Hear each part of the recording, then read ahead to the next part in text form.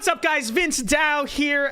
Be sure to leave a like on the stream, everyone. And we are coming to you from 100,000 subscribers. It's a special night here, ladies and gentlemen. So before we begin this stream, again, I'm going to be reacting to the Michael Knowles interview I did today. I just wanted to say thank you, everyone. Okay, thank you to everyone who has supported the channel.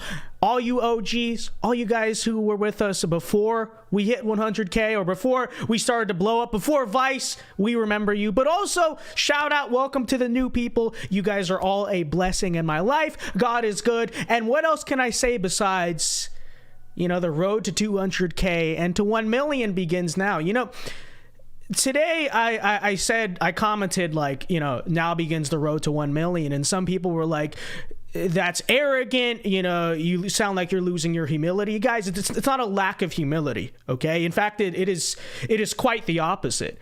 It is me saying that our goal, frankly, and it should be your goal in life, it should be all of our goal, is to be the very best and to do the very best we can at what we do. And so to me, it's like, you know, I don't see it as competition with anyone, but I want to take over the right-wing sphere, and I don't see an issue with that, and I think all you guys in your own life, you ought to do that too, and so let's do it, okay? Let's take over the right wing together. But we got $100. We got a $100 super chat from Zeb Boykin. Says $100 for 100K. It won't let me make it 100, but close enough. Congratulations. Let's go. Thank you very much, Zeb Boykin, for the 100. Big donation, big numbers tonight, chat. And yeah, it is great to be here. You know, I like I said, I wish I could say today's a huge celebration, but no, today's just a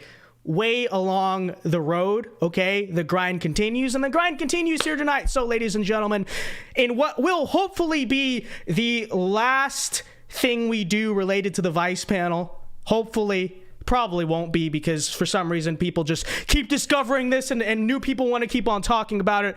But ladies and gentlemen, tonight we'll be reacting to the Michael Knowles interview I did. So after, you know, a lot of Daily Wire hosts interviewed me, the great Michael Knowles actually brought me on the show.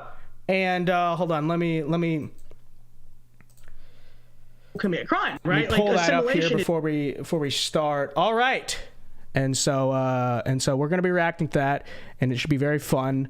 Let me make sure that you guys are able to hear it on your end before everyone's like, oh, no audio, no audio. Hold on. I think we're good. Were you guys able to hear that, chat?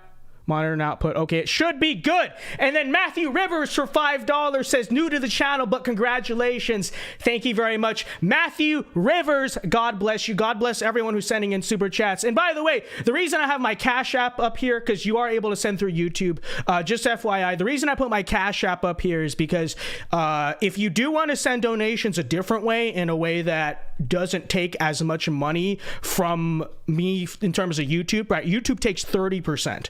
So that $100 super chat I just got, I think I get like $70 of it or something. Cash App takes less if you want. It's totally up to you, obviously. Okay, I appreciate any support, but I know some people are like, I don't want to give as much money to big tech, and I want to give more of it to you. So we got the Cash App. I will check that periodically throughout the stream, and then we got YouTube as well. But yeah, okay, what else can I say without further ado? We are at 59 likes. Let's get to 100 likes here, folks, and let's get right into this. So this is Michael Knowles interviewing me about the Vice panel. Very fun. I will say before we start, you know, this is the first news appearance I think I've ever done, which I've done a few of them, you know, throughout the years. This is the first one that left me a little bit starstruck, and I don't mean to sound like dumb or childish or like fanboy behavior or whatever, because it's not like that, okay?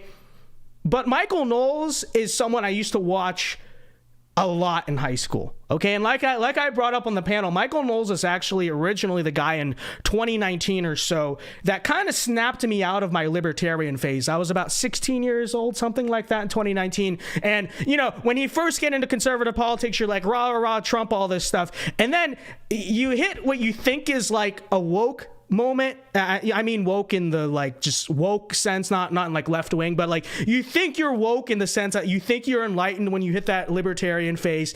And then Michael kind of shook me out and realized I wasn't as smart as I thought I was. And frankly, without Michael Knowles, I don't think I'd be like ideologically the person I am today. And so I have to admit, in the waiting room or whatever, I was like, for the first time ever in an interview, I was like, dude, my 16-year-old me was low-key like fanboying. I was like, dude, you're talking to Michael Knowles right now. Like, do you realize what's going? Because I usually don't think about it in a moment. I was like, do you realize what's going on? And it was pretty epic. But the interview went quite well. We're gonna react to it, and let's do that. Republican Thinker for $5 says, OG here, been here since you posted mostly on Instagram. So you go back a long ways. You got one of my original Instagram gang in chat. Let's go. Thank you very much, Republican Thinker, for the $5 Canadian. Says, love to see you doing good. Keep going. Populism will take over if we keep going. It's so true, Republican Thinker. Thank you very much. And without further ado, ladies and gentlemen, let's get back into this. Let's get right into this, Shenjamin Papiro gang says, Vince!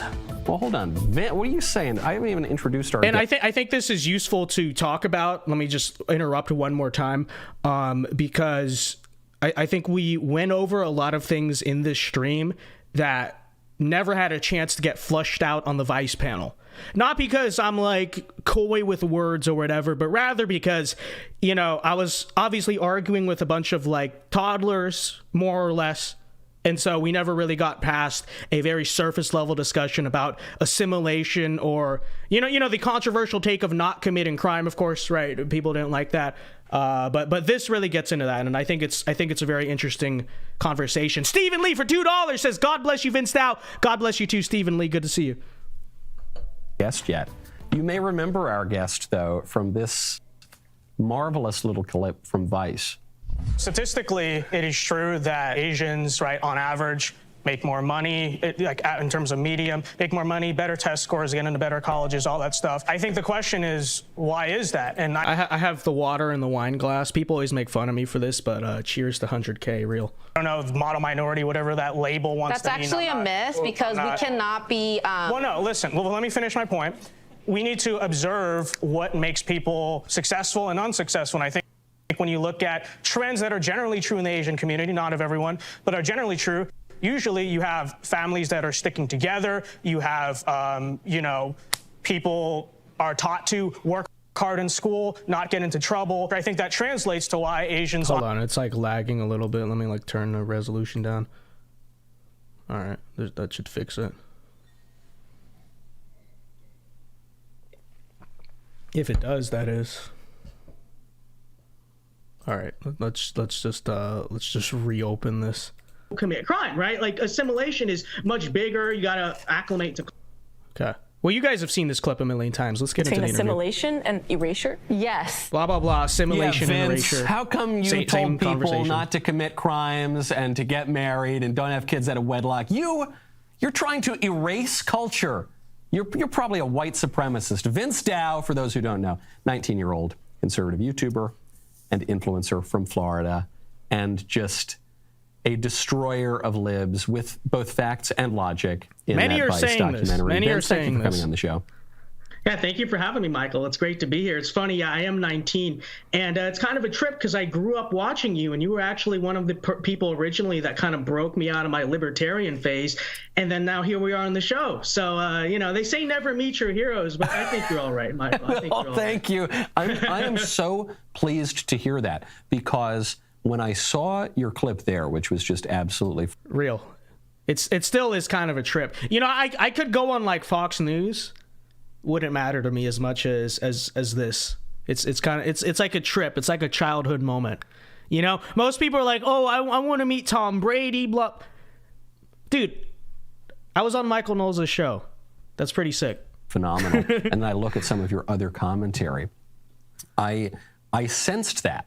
I sensed that you were not just another young guy spouting the same platitudes that we've all heard for 30 years about, hey, do whatever you want, just don't make me, pay for it, and live and let live, and all that. No, you actually seem to have more of a vision. I can't help but notice that you got a cross behind you there on your wall, and that your focus is less on licentiousness and permissiveness, and a little bit more on virtue, and a little bit more on what allows people actually to flourish.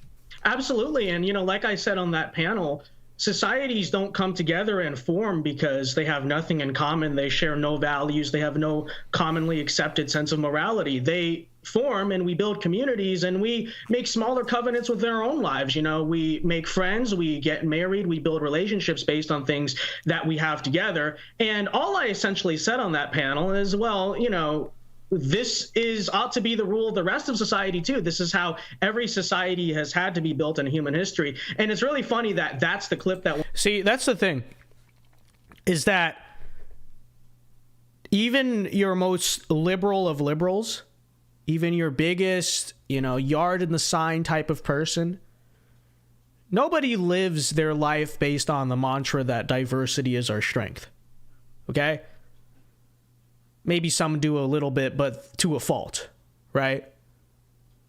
These teachers, assuming they are married, many of them are not, whatever, woke, whatever, they don't marry their husband or their spouse, quote unquote, off of the premise that we're totally different from each other and we share nothing in common, but we like to celebrate our differences. And that is that what happens in the household? And do households like that end up functioning well? No, they do not. Okay? Even think about, I don't know, the pages you follow on Instagram.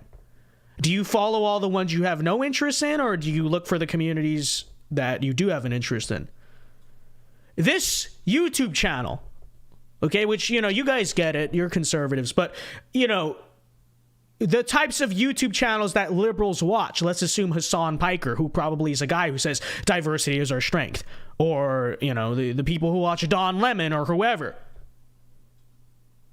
they yet collectivize in their community, Hassan Piker's community, Cenk Uyghur's community, all based on the premise that we share this in common or that in common, and that's what makes us a community. Point being, literally no human being on earth lives their life based on the mantra that diversity is my strength. In fact, the ones who even maybe do to an extent are the ones who have very chaotic lives and don't have any real friends, etc., etc.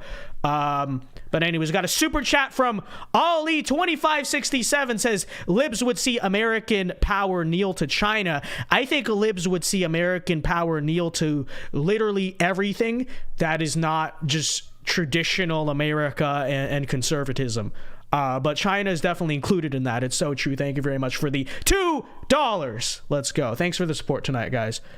One viral, that one you just played, because my comment about that being assimilation was semi-sarcastic in the sense that we just had a whole prior debate about this very topic, about, the greater concept of assimilation. And because I think there's a lot more to assimilation than just saying, hey, be a functional member of society. Hey, don't commit crime, right? Like, assimilation is much bigger. You got to acclimate to culture, customs, things like that. But because we just had that debate, I kind of casually say, well, if that's assimilation, okay, call me such an evil, bad person then. And you see how that one girl takes it 100% absolutely seriously and is like, not committing crime, that's erasure, Because you imagine that's a fairly low bar for assimilation is... Yeah.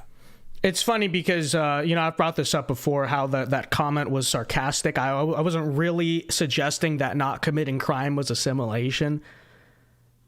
See, because in the beginning of the panel, when I talked about assimilation, I wasn't even thinking stuff like don't commit crime. Like, that's so basic. That's just... like functionally living as a human citizen in any country is like, not robbing stuff and killing whatever. But, because they got so pissed at just me talking earlier about actual assimilation and what I kind of genuinely meant by that label, I just say very casually, hey, if not committing crime and not having kids out of wedlock and being a functioning member of society and working hard, if that's assimilation, then deem me guilty. And she's like, that's cultural erasure. Very, very big cell phone there. Right. on her front. Respect the laws. Don't go to prison. That's because there is, as you say, there's a little bit more. It's the language that we speak. It's the rituals that we engage in. It's the way that we view ourselves individually and the way we view ourselves as a culture. But that bar is so low.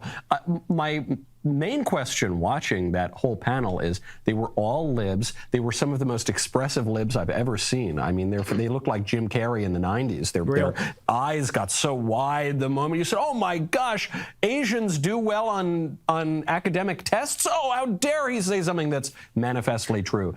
And so I just wanted to know, how'd you even get on the panel? So they reached out to me via email, and it's kind of funny. Originally, we were supposed to do a masculinity panel. I assume they just found me because, like, conservative. Everyone always asks this question, and it's genuinely not that interesting. If I were to be honest with you, you know, social. They just find these people. People are like, can I get on the Vice panel for myself? I don't know. You don't find them. They find you. It's very ominous like that. You are approached by the dark overlords of Vice, and they're like, actually, I don't think I've ever told this story about the panel. So they require you in order to go into the building, they require you to be fill in the blank. I think you can imagine what fill in the blank means. I am not fill in the blank. And so I was almost not able to go on this thing, but they said you can fill out a religious exemption for fill in the blank. And I was like, okay. And I was very curious if they would actually accept the religious exemption, because I wasn't going to like do the whole, oh, I'm a Jehovah's Witness, whatever thing. Like, no, I didn't go that. I just said, okay, listen, I'm like Reformed Baptist, blah, blah, blah, and this and that. And I was kind of curious because, you know, normally I think the general rule with a religious exemption is like there has to be a strong track record of this and that in the denomination where you're eligible. But it's clearly they were so desperate for people. Clearly they were desperate for people. So they just they accepted it. I wrote like 2 sentences. I think it was just a formality, in fairness to Vice. But yeah, and then I showed up there, and they're still. So they filmed this in October. Okay, October 2022 is when we filmed it. They're still doing mask mandates, okay? They're still doing masks in the Vice building. They're making everyone wear, like, masks on the first floor. I guess, like, whatever, it's liberals. Like, what do we expect? But by October 2022, I didn't know this thing still existed anywhere, okay? Because even in New York City, everything's lifted. It's back to normal, whatever. Quote unquote normal. I mean, I don't know if it's exactly so normal in New York City still, but you know what I mean. And I show up there, and they're still doing this nonsense, and I got yelled at many times, and it is what it is. I was just a menace to the whole building that day, frankly. Went on the panel, obviously, but no, it's so stupid too, because once we get up, I mean, whatever. I'm just rehashing stuff we already know. I mean, we already know how stupid these rules are, and we remember this from like 2 years ago. But I go up to the 4th floor or whatever, where they're filming it. And everyone takes it off, and you're exposed to the same people, but then up there, it's okay to not wear masks. And like I know. Oh, brain breaking take there. Oh, like, the libs are stupid about the mask stuff. But the point is, this is October 2022. I was just like, I don't know. But Martha H for $50. Let's go. Big 50 from Martha H. She doesn't even say anything. She's Sigma like that. She's just like, boom, $50. Got you. Well, God bless you, Martha H. I appreciate it very much. Great support tonight, guys. I appreciate it. All right, we're at 98 likes. Chat. Come on, what are we doing? Let's get it to 100. But they originally interviewed me to do a masculinity panel. It's really funny. Vice decided, well, because I was Asian, let's put you on the Asian panel instead, which is fine. I think it worked out for the best, because I saw the masculinity panel they did. It was kind of not that interesting. We're going crazy the one tonight, I was on, chat. very spicy, a lot of people. So I think it worked out.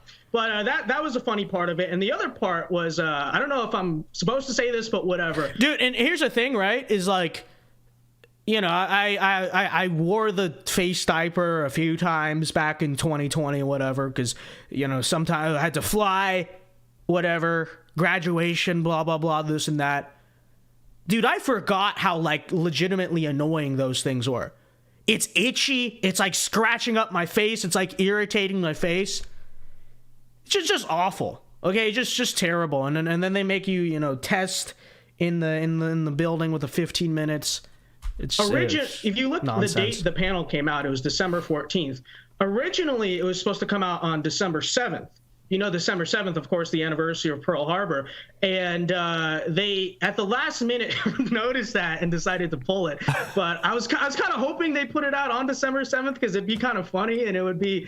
But yeah, that's what funny. happened. True story. This is real. This is real. They almost put it out on December 7th. A day that would live in infamy for all of the libs who were on that panel. No question about it. So you come out there, you make this point about just noticing, just observing that Asians. Look at this. We love the Knowles gang. He says, just subbed to my brother. I am here from the Michael Knowles vid. He said, you were a YouTuber and I just subbed, brother. Well, let's go. Good to see you. More than other immigrant groups, very epic. And I guess really more than any other demographic in the country, tend to succeed. And so maybe they're doing certain things that other groups should emulate. And this is totally shut down. So let's say for a second you had people on the panel who were a little more sophisticated. Where would you then take that discussion about assimilation? Well, then I would, take it further to suggest that I think when you look at the current state of America, there's this kind of debacle of, I say assimilation, but I think there's more. This is a very important point I'm about to make in this interview. Okay. And frankly, this is a point I'm about to make that a lot of conservatives are not ready to not ready to talk about. Not all. A lot of them get it by now. I think a lot of us do. A lot of us are not there yet, so I'm going to play it and we'll talk about it in a second. But before we do that, Jesse Carilla with $5 says, nice job in the Sitch and Adam show last week. When can we expect the MLK debate with Sitch? JK Low. I think we had it. I think we had it. But yes, thank you very much for the $5. I got to come back on the Sitch and Adam show. Those guys are funny. We love Sitch and Adam. And then Ian for $20. Let's go. Says, keep up the great work. We need to wake up others from their self-diagnosed victimhood. It's so true. And I do my best. And let's hope so. I'm 19 years old. Assuming we are not blank by blank. Hopefully we'll have a long life, God willing, to keep doing that. Thank you very much for the $20, Ian. Appreciate it. What I say than that, because you could also make the case that the people on the panel were assimilated, right? And what are they assimilating to? Liberal culture, right? The cultural Marxism, Satanism, whatever that currently runs our system.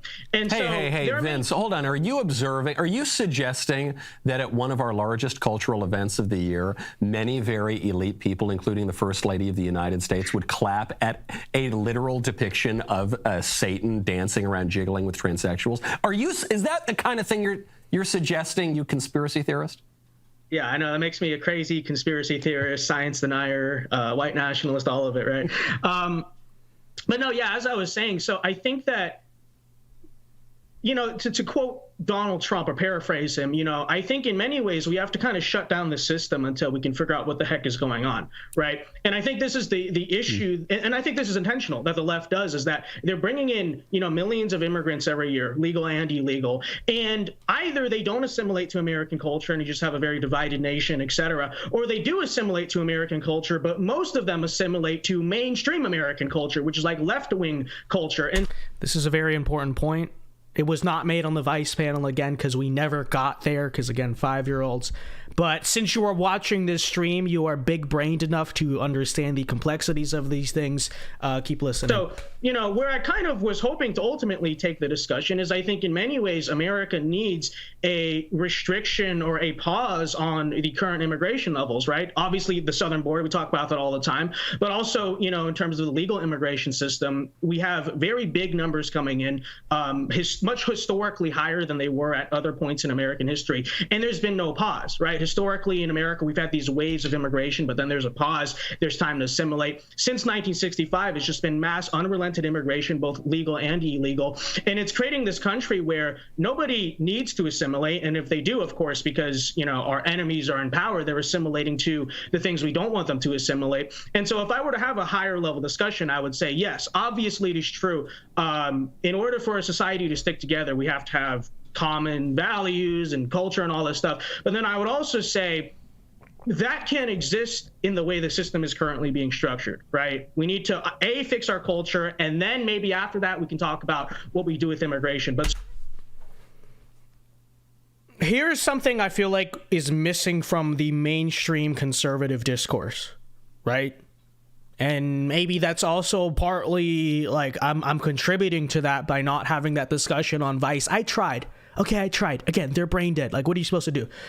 But the common conservative slogan is often, well, I'm fine with, I don't like illegal immigration, but I'm fine with legal immigration, right? And that's true in the sense that, like, illegal immigrants should be deported. If you came here legally, you got your citizenship, then, I mean, yeah, I think, yeah, we're not going to throw those people out. Fine. But that's not to say that we shouldn't and can't have a conversation also about the system of legal immigration that is currently happening, okay? For two reasons. You know, first of all, we say, well, I love when immigrants come over and they're patriotic and they're hardworking and they assimilate, and, like, you know, some of those Cubans or Vietnamese in my case, you know, they're the best people I know, blah, blah, blah. Here's the issue, right? Is that this is not the America of the 1950s or the 1980s. You look at what was just played on the screen from Hollywood, from the Grammys. That is quote unquote American culture. Like it or not, okay? Yeah, you know, America, like, it's a big problem. I would say we exist in some type of American counterculture. But if you want to talk about what is the mainstream American culture, it's not Brantley Gilbert and, like, country music and Toby Keith and like nuclear families. It's feminism. It's Hollywood. It's worshiping the devil at the Grammys. That is American culture today. Sadly, that's the case, right? And so the reason I say that I think we need a pause, aka an immigration moratorium, is because there are a few different reasons. There's a few different reasons, but, you know, the first is to kind of counter this prevailing narrative of, like, oh, well, it's okay so long as they do assimilate or legal immigration or whatever. Well, you know, look up the statistics in terms of how many legal immigrants vote for Democrats. It's very high.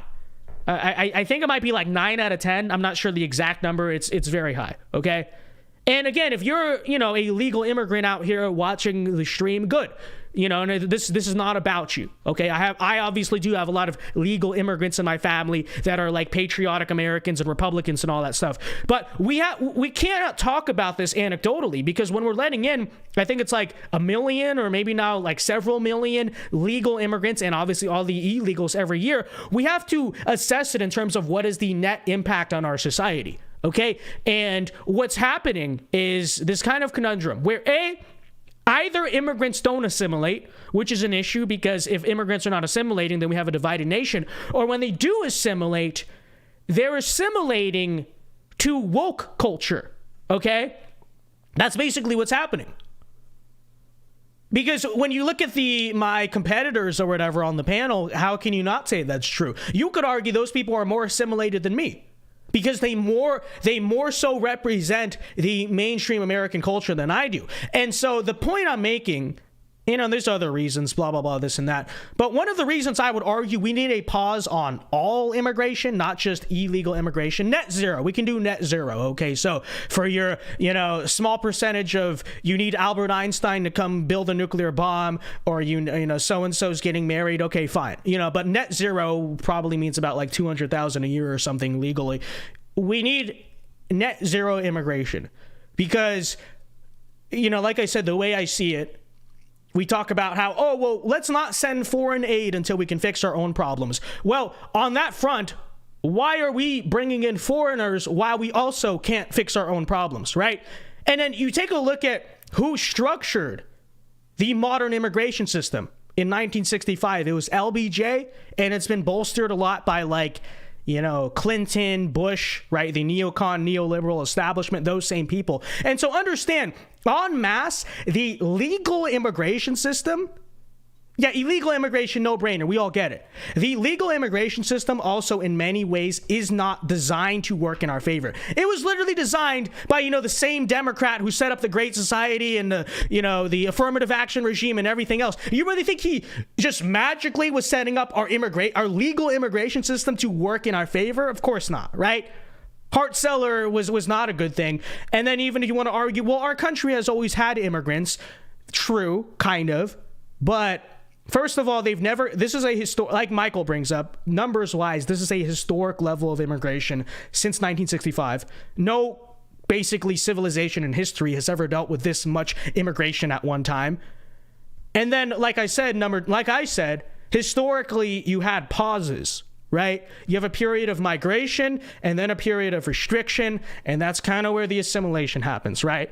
Never in American history before this has it been an unrelenting wave nonstop of like a bunch of people, right? The Irish come over during the potato famine, and then it kind of cools off for a while. And then the Italians come, the Germans come, and it cools off, right? And then in the 20s, there's a bunch of immigration restrictionism passed to kind of let it cool off. And we have not had that. We've just had 60 years worth of immigration, A, at a number higher than we've ever had, and then B, with no pause, no time to take a break. Why do immigrants have to assimilate?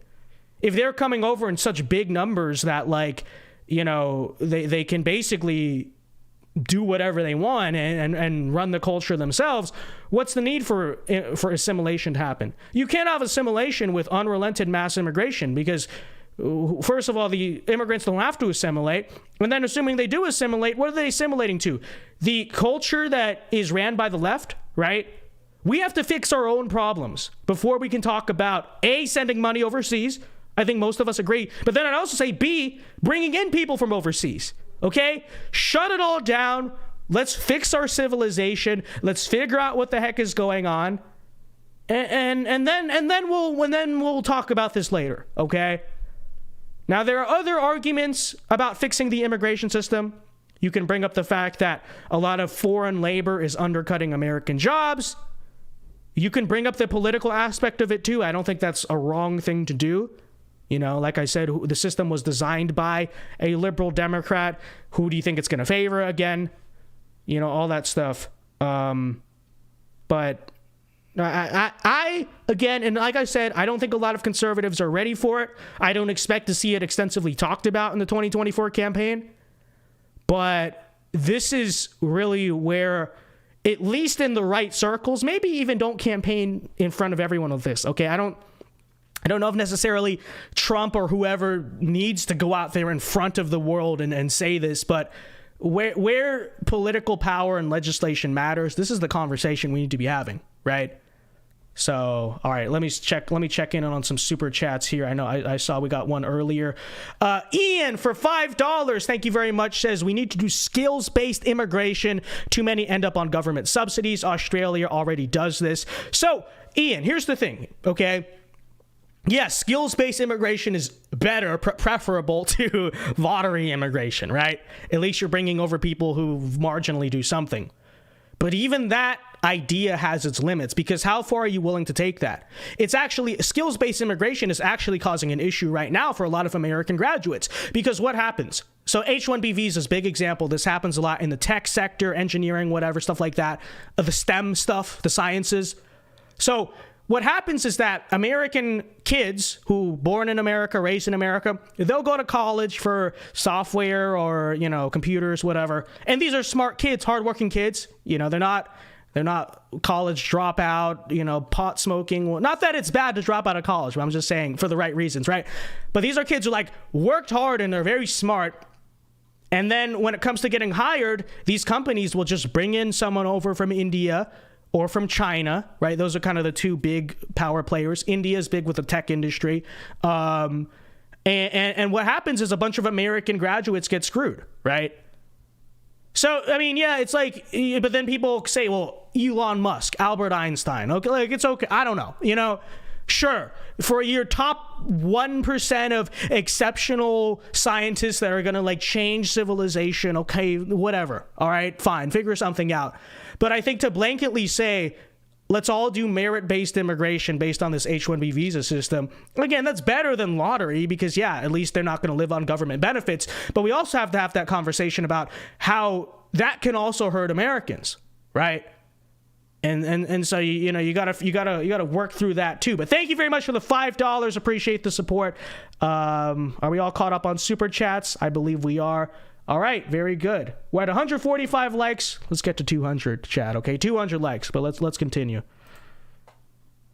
So long as we're bringing people into this country and A, telling them not to assimilate, which is a problem, or B, telling them to assimilate to the culture of New York City and Hollywood, it's just a disaster. And it's a disaster for us politically, culturally, spiritually, all of it. So that's a really great point, because conservatives throughout my lifetime have always said, no, assimilate, assimilate, assimilate. But if we're going to assimilate to Sam Smith, dancing around like a sort of devilish-looking lesbian saying, go daddy to the body shop and do what, I don't want that kind of assimilation. I think we need to assimilate to some of the cultures coming here as long as they're not worshiping the devil. So that's a really great point. And your point on legal immigration is so important, too, because even President Trump, and I love the guy. Yo, we got Cena Lisa for what? I don't even know what currency that is. Am I stupid? What currency is that? It's just a W. She's sending W's, chat. She sent us 7,500 W's. Okay? That's a W for everyone watching the stream and then some. So 7,500 W's from Cena Lisa says, although I'm not an American citizen, I still want to thank you so much for standing up for Christian and conservative values. God bless you. God bless you too, Cena Lisa, with the 7,500 W's. I don't even know what currency that is, but thank you very much. Good to see you. Thank you. Thank you. Appreciate it. God bless you too. God bless you too. And he did a lot to move the conversation on immigration. Very epic support tonight, I want more guys. Legal immigration than ever. It just can't. Tech Boy sends $1. Thank you very much, Tech Boy. Y'all are about to pay my rent this month. This is real. Be illegal. It's got to be legal. And I sort of think of the three positions on immigration as tired, wired, inspired. Someone said it's Korean. Someone said it's North Korean. I assume that's a joke, but if that were real, I could literally say they're watching us everywhere around the world. They're even watching us in North Korea, chat. No, I don't think it's North Korea. That's not actually that much, though. Hey, how would I know? How would I know? We just got 7,500 W's, and I'm grateful for all the donos, including this one from $2 from Brendan Crespin. Says, God bless you, Vince. Thanks for being my Knowles. Real. This is the chain. This is the chain of bringing people to based in red-pilled conservatism. First, Michael looks at 2019 era Vince Dow and is like, listen, you stupid libertarian kid. You don't know what you're talking about. And Ayn Rand doesn't know what she's talking about either. And I was like, oops, you're right. And then here we are. A lot more of my content is inspired by takes he's given in the past than I think people realize. For instance, the Columbus Day video, which many say, that's actually, I bet you a lot of you haven't seen that video because that was before Vice, but back then that was one of my big hits on the channel. Should check it out. It's a good video. But the reason I've been a Columbus defender for so many years is because in 2019, back in high school, Michael Knowles gave this speech at Notre Dame, and he did it, and it was very epic. So real. This guy is responsible for, I think, a lot more of my political views than people will give him credit for. It's so true. South Korea, lol, around $6, I think. Well, let's go. $6. Very epic. The tired version on immigration is open the border, let everybody come in. No human beings illegal. Borders are awful, right? Then the wired version is we got to stop the 2 million illegal immigrants that are coming into our country every year. But then the inspired version is, well, hold on, we're also taking 1 million legal immigrants every year, and we have for the past 60 years, and it's the largest movement of people ever in recorded history, and nothing against those people, but how is a country supposed to just take in 3 million people a year without any assimilation and maintain anything representing a coherent nation? I just don't see how that's even possible. Yeah. So you heard that, right? Now I'd have to assume that's true, but it's the largest. Again, we're talking about the legal immigration system. Before we even bring up illegal, that's the largest movement of people in human history. Okay, that's a lot, and that's a pretty tall task to, I think, riskily hang on, just in terms of vague platitudes. If you kind of get what I'm saying with that. Right. Well, this will be perfectly fine because America was built by immigrants. This will be perfectly fine because diversity is our strength. This will be perfectly fine because of the Statue of Liberty quote or whatever. You know, maybe that's true. I don't know. But I would prefer not to kind of gamble this entire civilization basically on like a vague platitude and that's it, right? I think we need to have a more mature conversation about the legal and illegal, obviously illegal immigration needs to all just be stopped. But we also need to have a legitimate conversation about the legal immigration system too, that really dives in deep, like what are the effects of mass immigration? Not just, but America was founded by immigrants. How can you counter-signal legal immigration? It's like, Is that what America was historically founded by? The 1965 Immigration Act passed in 1965? No. It is true, yeah, there were prior immigration systems in America. It's contrary to popular belief, though. They did not look like the one we had now, and it's a mess. But then people will say, well, didn't some of your bloodline benefit from the modern legal immigration policy? So how can you counter-signal that? How can you... Well, I'm about to kind of go off on that in this bit. Yeah, and it's funny because people always say, well, you're like Vietnamese, and I'm also part Italian, so we share that brotherhood. I can tell. You've just got that ethos to you, you know? I don't know. It's some of the spirit. You know, I always say, like, my brains probably come from the Vietnamese side, and then just my speaking, you know, like my person, it's totally Italian. The hands are Italian. Real.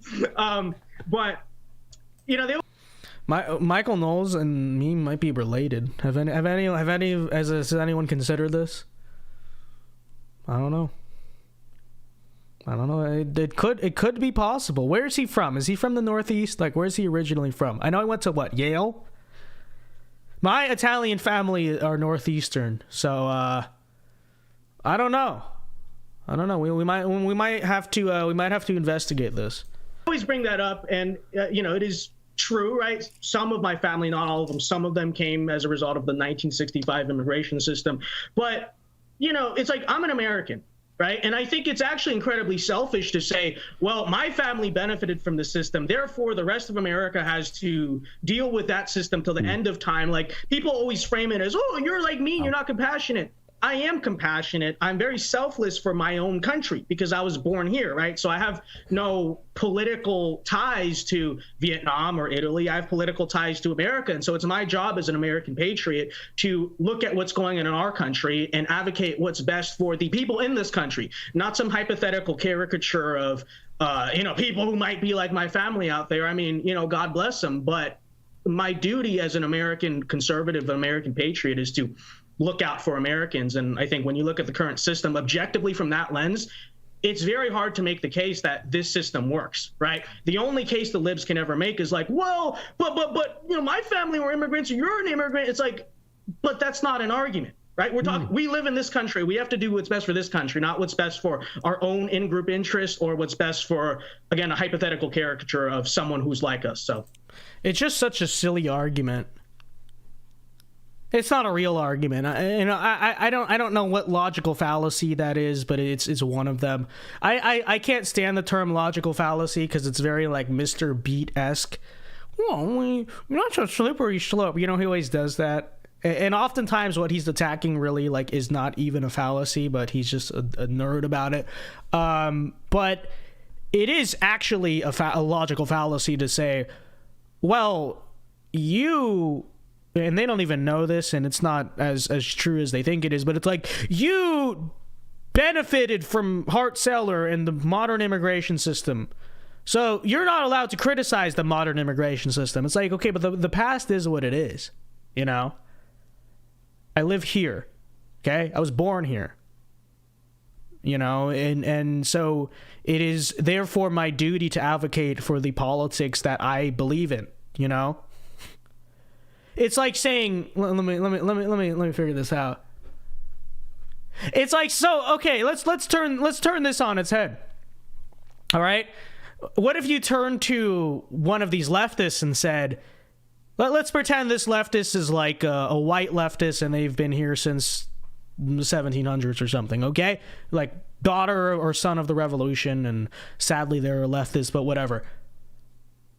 That would be like me saying, well, your family in the past benefited from slavery, so why are you so against slavery? It's the same thing, you know? Your family in the past benefited from racism, so why are you against racism? Or maybe you were like a settler or something. Well, you know, your family benefited from going to war with the Native Americans, so why are you all about stolen land? See how stupid that is? See how silly it is, right?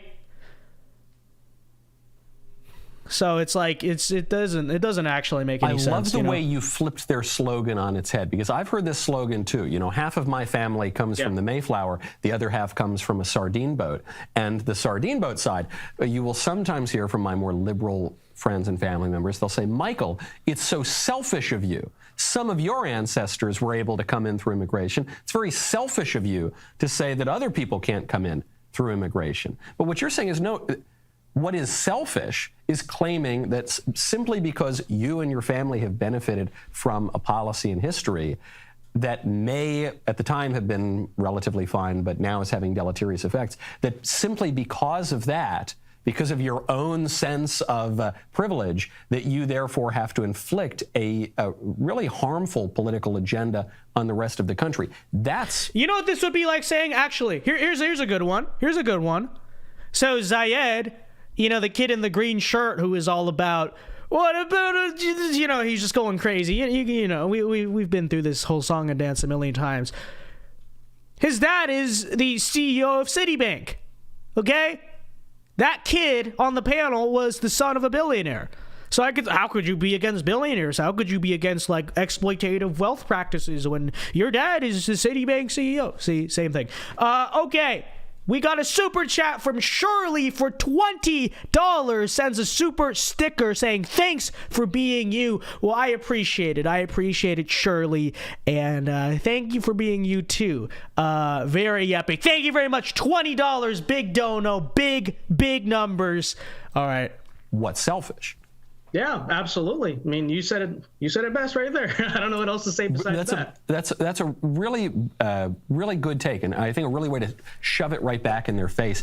I got a call the other day from a very prominent politician who I did not know before. I'd never spoken with him before, and he was just sort of calling some people to get a sense of what. Shout out to Zayed's dad. What if Zayed's dad is like our guy? Okay.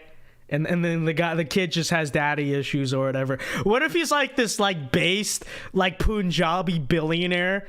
You know, he's like he rows around you know, listening to Arab Money. He's like Yusuf. He's like Yusuf from he's like Yusuf's dad from GTA 4. If any of you guys grew up playing that, but he has a kid that's just like that.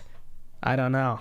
I'm kind of curious about that. But then again, it's like Zayed grew up going to the White House. Like if you look in like 2016 when he was in high school, he was at the White House hanging out with Hillary and stuff. So I don't think so. I think the dad is probably fully in line with that stuff. I'd have to imagine. Young Americans are thinking. And so I said one of the more surprising aspects of the youths that I meet going all around the country, college campuses. You know, in my mind, I'm still a youth myself, but in reality, I've become an old man with 2 children and a wife living in the suburbs. And so when I talk to the real Utes, I see a phenomenon that is the opposite of what a lot of people in Washington think. A lot of people, a lot of Washington politicians believe that the youth are very libertarian. They're much more libertarian on drugs, on immigration, on sexuality, on family, on just everything. They just do whatever you want to do. Zayed is the green shirt guy. You know the green shirt guy on the panel who was like, he was always doing the. He's like the the video of the gopher or the prairie dog who's like surprised, like dun dun dun. That's him. That Zayed, when Vince says don't commit crime, dun dun dun, it's real. And I said, guys, so you're really misunderstanding that. That may have been true 10 years ago. The young conservatives that I talk to, and especially the ones who are getting traction, who are having a voice, people like you, Vince, they tend to be a little more concerned with virtue, not merely the freedoms that we could have in the abstract, but what we are called to do with those freedoms, lest we undermine the entire political order. Is that a fair assessment? I think that your average kind of frat guy who maybe like votes Republican, doesn't like, or not votes, but would be a Republican or doesn't like Biden, they're more libertarian. And so this, for people who are a little bit confused at the framing of this question, it's basically to point out that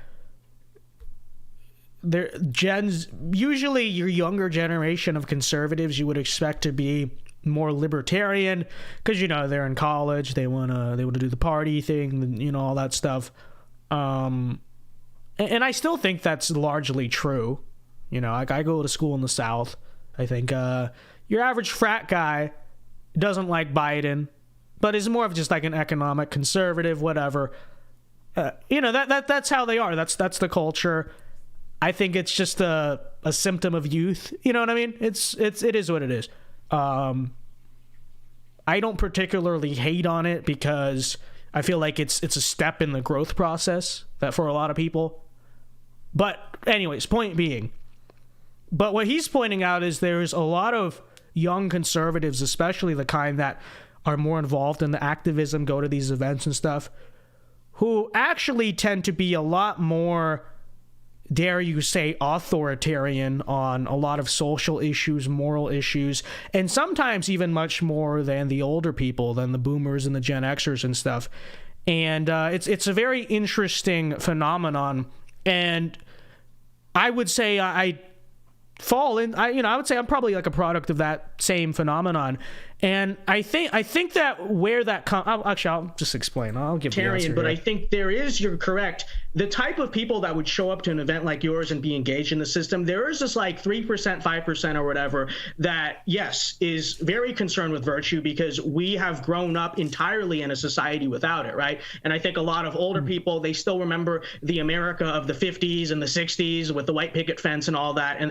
But we have been raised in a society so depraved of virtue that, yes, we are seeking virtue and order and morality and these things. And I think even if we're a minority in the generation, because we are the most active and the most passionate and some would say the smartest, I don't know. Many people are talking about it. Many people are saying this. That's really how political movements, revolutions in a peaceful sense begin, is they don't begin from the masses. They begin from, like the founding fathers, they begin from a small group of elites who really have the right or sometimes the very wrong idea in mind, that are like driven, committed, passionate, and they end up being the ones with the voice and the change. And this is the issue with the left too, right? So this is what people need to understand.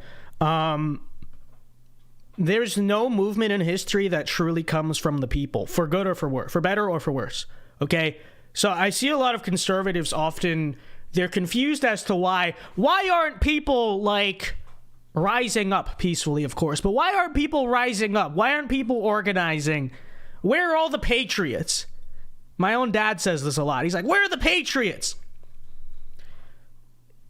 They're not around because no movement, no revolution, peacefully speaking, of course, no revolution ever has truly come from the people, from the masses. The masses don't start anything. The masses are, in a way, sheep, right? One way or the other.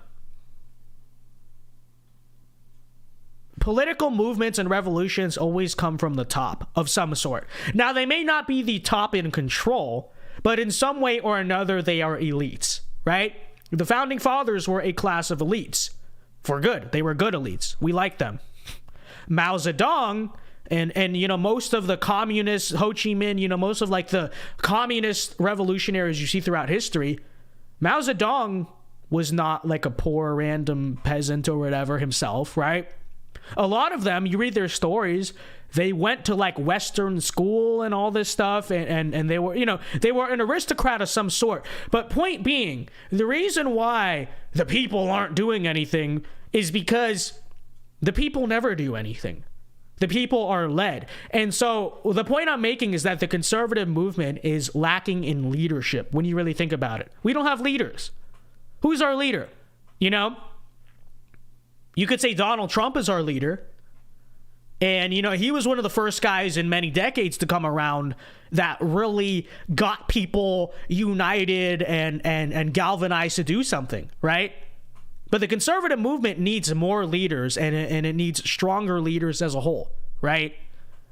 Trump or even like the image of Trump can't just like save the movement forever, right? And what this movement doesn't have is a serious lack of leadership. And so when you question why conservatives can't organize, why, don't blame the people, don't your average patriot, because it's never in history been their job to do anything. The problem is we don't have leaders. We don't have elites that are really doing anything. You know, we have a few good ones. We got your Donald Trumps. You know, he's an elite, obviously. We got, you know, the Tucker Carlson family. We did a video on him today. I don't think Elon Musk is one of our leaders, but at least he's kind of on our side, right? But we're lacking in leadership. And so I also would make the point with this for like the young conservatives. That small generation of people that I kind of mentioned in this answer to the question, I'll get to the super chats in a second. That small kind of minority of kids who they're like you, they're like me, right? They're a little bit more tapped into this stuff. They're passionate about this stuff. Who cares that most of Gen Z is liberal? Of course they are. If there's like 3% of us, 5% of us who are smart, who are capable, who are willing to lead, who have what it takes, you know, again, peacefully, of course, we could save the whole country. We could fix the whole country, because that's all it takes. It takes a small but informed and dedicated group of people, right? The masses will just follow whatever the institutions are preaching, right? So, you know, during the American Revolution, a lot of people were apathetic. And then what happened? Thomas Paine, an intellectual and elite, he writes Common Sense. You have some other things, you know, Declaration of Independence, all this stuff. They're distributed to the masses. And now they're like, oh, revolution, let's go, right? This is how it really goes in history. And so, again, what we need is leadership. Okay. Enclave Nationalist for $5. Thank you very much. Hey, did you see? I put your Fallout presidents in the thumbnail, so you're welcome for that.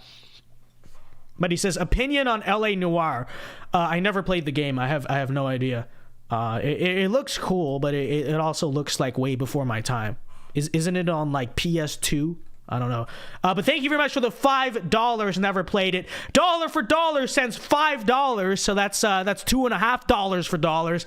But he says, my flight training is going great. I no longer laugh when I hear the word cockpit. Okay, well, if you were laughing at the word cockpit to begin with, come on, buddy. Come on. All right. Listen, I'm not gonna say that I've never laughed at stuff like that. Okay. But, like, the cockpit, really? Come on. Do better. Well, you're doing better now. But thank you very much. And he says, I hope you're having a great day, Vince. And how about that flight? How many flight hours do you have? I don't know. I don't know. You know. Listen, I grew up in L.A. Let me just say this. I grew up in L.A. The Kobe Bryant thing, you know, I know it's a helicopter, but that kind of scared. I used to see these like plane crashes all the time on TV. Not saying you're going to do it, But you know, I need some receipt of your flight hours before I get in that plane. Okay, dollar for dollar. All right, we're at 180 likes. Chat, can we get to 200 likes? Everyone hit the like button right now. Let us get to 200. And as usual, if you want to support the show, want to support what I do, you can send in a super chat. You can also send them in through Cash App if you want me to keep more of the money, or you can do it here for convenience. It's up to you. But all right. I don't think you got 22 hours. All right, I'm gonna need at least 50. your average Gen Zers like the kids on that panel, but your average political liberal Democrat one is, because they're the loudest people, they're most vocal, most passionate, involved people. But I think when you look at our side and, you know, the people in our generation who are most involved with conservative politics and things like that, I think they're absolutely the people you described. And so when we talk about moving the Overton window and kind of what our generation of conservatives is going to push for, I think you're very accurate on that front. And I love the observation that the people who actually... Are people in LA less friendly? Yes. People in LA are jerks. Now, I will say they are not as bad as people on, like, the East Coast and stuff. And by East Coast, so in California, the East Coast always means the Northeast. I mean the Northeast, okay? Those people are I grew up always thinking those people... What the heck? It's really funny because how, like, people in the South and the rural parts of the country talk about LA is how I grew up talking about, like, Northeasterners. I was always like, why are they such jerks? Why can't they ever slow down? Why can't they be a chill suburbanite like me? And then I get to Florida and people look at me like, why is he such a jerk? Why can't they just chill out like the rural people like me? And it's an interesting hierarchy, but yes, people in LA are not nice. Sam Madsen for $10 says, I have some coworkers who are much more part of partisan R's than I am. Yet, listening to them on the issues, I would have no ideas they were ours. Young conservatives are cringe, sadly. Thank you very much for the $10, Sam Madsen. But, you know, I would say young conservatives are cringe. Yeah, I mean, your average normie, just a Republican, is not going to, like, get it on every single political issue. But I would also say I don't think that's really something we ought to expect of your random coworker at work, you know? Now, if we're in, like, D.C. and this is like a leadership institute training, then yeah, I guess judge a little bit more closely. But it's like, if they're Republicans working normal jobs, I mean, what are you going to do? I think in many ways that's a net positive. At least they're not Democrats. At least they're somewhat culturally, like, right of center, you know? And like I brought up, that's a lot of your average normal people.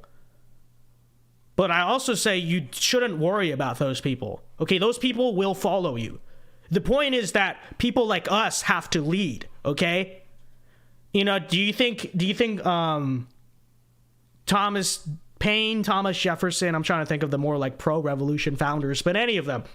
Do you think George Washington walked around your average tavern in 1775 and like every person drinking in the tavern was like based and red-pilled on the intricacies of self-governance and all men are created equal and all? Of course not, right? Your average person at work doesn't really care or know anything. If they even instinctively or implicitly know to follow us and know to be on our side, then that's good enough for me. The leadership of the elites in our generation, in my mind, will compensate for whatever lack of understanding they have, so long as they show up to vote, so long as they, you know, marginally support what we do. It's good.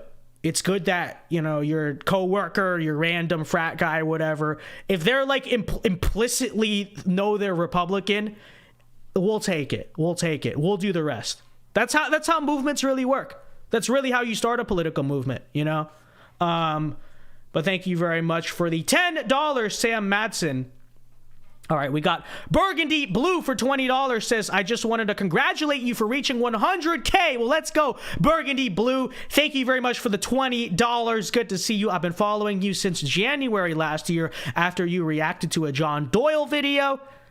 Good old days. The old apartment, the old setup.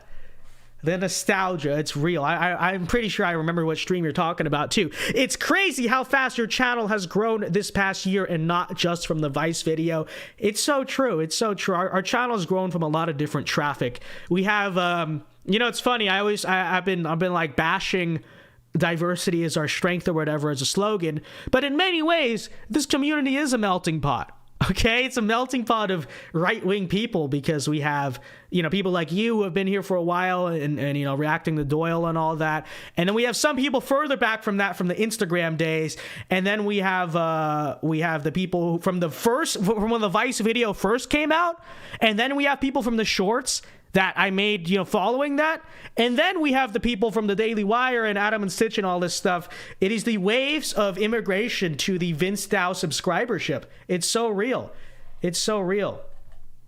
All right, last super chat before we move on here. Enclave Nationalist for $5. Thank you very much. Says John Henry Eden would go to East Palestine and he doesn't even have a body. It's so true. Happy President's Day, Enclave Nationalist. Move the needle in politics.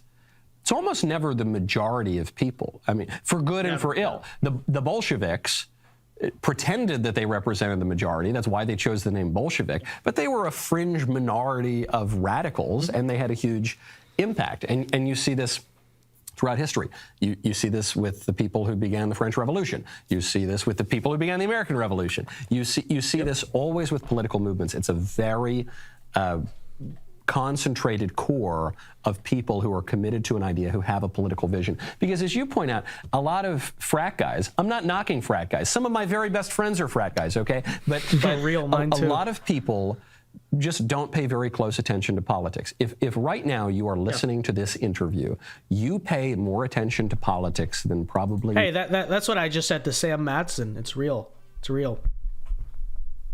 99.3% of people.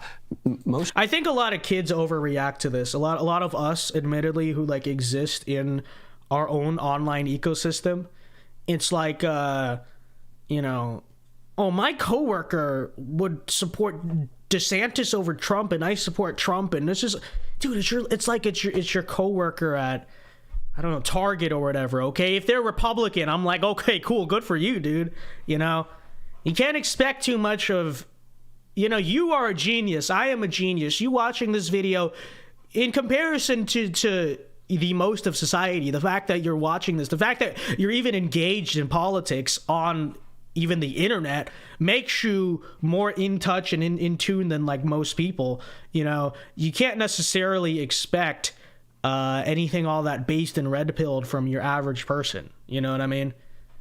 But if they somewhat caucus with us, that's numbers. Okay, that's support. That's a good thing. Most people kind of want to do their jobs, see their families, maybe engage in a little recreation, go fishing, watch some TV, go grilling with their friends, and they don't want to deal with the intricacies of whatever stupid thing Elizabeth Warren is saying that day. It's fine. I'm not knocking that at all. It's probably a healthier way to live, frankly. Mm-hmm. But as a result of that, if you are not deeply engaged in politics, you are just not going to be the person who is leading the revolution, right? Whereas when I go to college campuses, I agree. Obviously, there's a huge number of people who say, "Hey, what's the big deal with marriage? What's the big deal even with gender?" But the people who are articulating coherent questions, on the left and the right, for that matter. I mean, certainly on the right, but even the leftists, they have crazy views on all of this stuff. But at least there's a kind of coherence to their bizarre illogic. Those are the people who really have the clear vision, and they're the ones who have let the men into the women's bathroom, and they're the ones who are going to kick the men out of the women's bathroom if we're so lucky to have that. So we've only got about a minute left, Vince, but you're very young. You're very articulate. You've got a very clear political vision. Vince, I want to congratulate you on keeping your clothes while gaining that much following. You know, some chicks like to show their body parts to gain a follow. First of all, I would never do that because standards, okay? But secondly, this is female privilege. We don't have female privilege, okay? And I'm not the most handsome guy. I mean, I like, you know, if I were to honestly rate myself, I don't think I'm like ugly. I also don't think I'm like Tom Cruise. I think I'm like average, fairly average. Okay, that's how I like view myself on the looks hierarchy. Which I don't cry in the I'm not like Tom Cruise. It's just I feel like as a man, you need to understand your place and your like kind of what you're given, and then like how to work with that, and that's how I am. But you know, this is real. This is real. The female privilege on the internet. In many such cases. What are you aiming at for the country? If, let's say, tomorrow the 75 Republicans who are currently running for president drop out of the race, you find yourself in 1600 Pennsylvania, what would you do? That's a good question. I think the first thing I'd have to do, and maybe Sounds this is like where something we kind Milo of, in a would sense, do. agree with Real. the small government types, quote unquote, is I think in order for a conservative politician to get anything done at the federal level, we have to like destroy the deep state, the bureaucracy. And for a while, I kind of was like, well, maybe we could use it in our own favor. We could use it for ourselves. And then it's like, you know, the more I thought of it, like who built this stuff? FDR, LBJ, you know, like it was always designed to work against us. And I think in many ways, it's that federal bureaucracy that's just causing a lot of different problems for this country.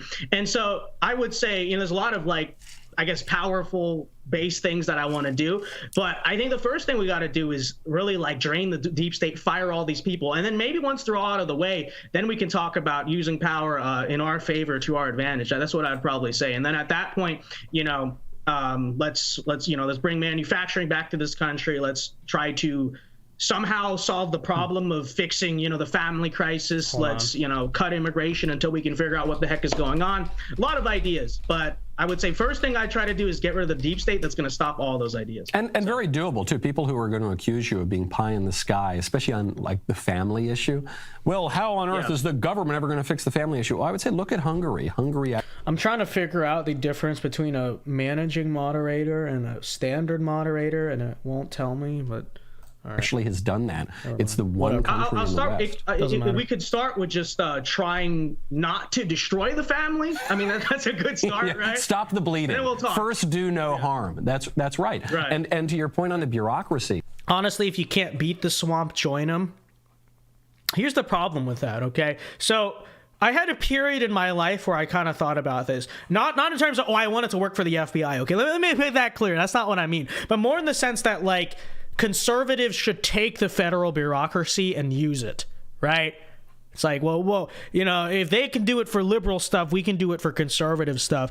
But that's what I mean. Let me be clear. That's what I never myself said I want to be a Fed. But I think the issue with that is, how are you gonna do that, right? Because look what happened when, for instance, Trump appointed a new head of the FBI. What did the FBI do? They still worked against him. They still thwarted his interests, because these bureaucracies are like so deep with, you know, neo-lib, neocon establishment people. Maybe in theory you could like take them all over. It's really just not realistic. And I would say we don't have the time, right? We don't have the time to like, let's slowly infiltrate the bureaucracy. Dude, we have like 10 to 20 years, in my opinion, to restore this country nationally. And if it doesn't happen, then we're just going to have to kind of, work with the states and hope for the best. Okay, that's the way I see the trajectory of the country. We don't have time to say, well, let's like take over the federal bureaucracy. Let's take over academia. We need to just use the executive to say, no federal bureaucracy, you're gone. Get it out of the way. And then let's do everything we need to do instead of getting stuck in the red tape of the bureaucracy, instead of getting subverted by the bureaucracy. That's a huge problem, is the subversion, right? Because if we truly got in and tried to do what we want to do, you know, more than just your average H.W. Bush Republican president or whatever, what would happen? What would happen is every conservative policy we tried to enact would be subverted and thwarted by the federal bureaucracy. If not at the top, let's appoint a based FBI director. Okay, if not at the top, then by the middlemen, by all the agencies and people who are the career bureaucrats Okay, they know after this president is out of office, they're not going to have to answer to so-and-so head of the bureaucracy. And then on top of that, they know they really can't get fired because it's a public job, it's government, so no one ever gets fired. You go, oh, the termination process, like, it's all complicated. Nobody ever gets fired from federal jobs, right? And so I think it's just way too complicated and too convoluted of a mentality to really make sense. Like, no, as basic of a take as it is, we just need to drain the swamp. We need to just cut the bureaucracy, fire the bureaucracy, and I think that's the only way we get things done in the time frame that we need to get them done, right? And by the way, this culture of the federal bureaucracy is not as old as America itself. It really started under the second term of Wilson. He kind of brought that culture to Washington, D.C. And then, eventually it was just permanently set into place by FDR. So really never institutions, in my opinion, that were set up to be in our favor or set up to work that well. So, again, agree with Trump from the beginning. Just drain the swamp. Just cut it, just cut it. The federal bureaucracy is something like 2 million people. And so in order to have any effect on it at all, you would have to replace at least 50,000 people.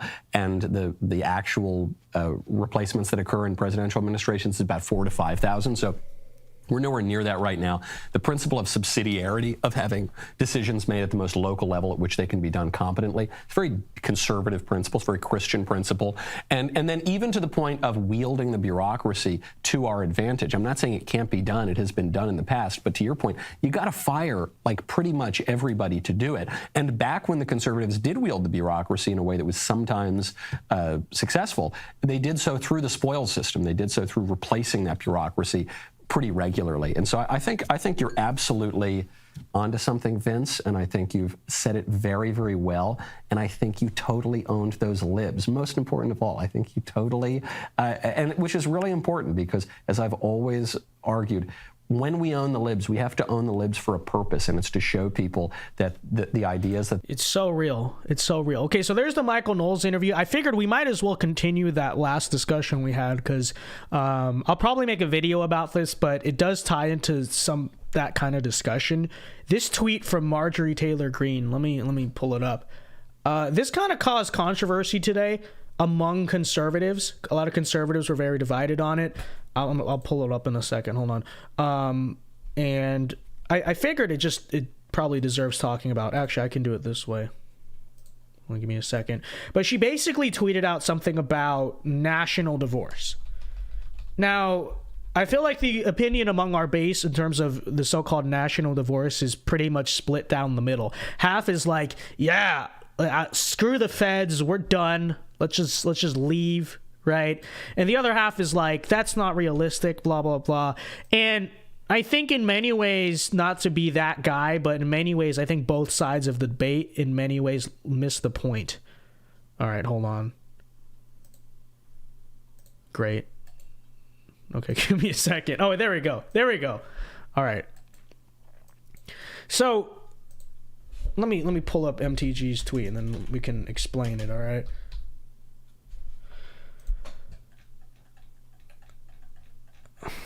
I think it was on this account. It might have been on her other one. Hold on.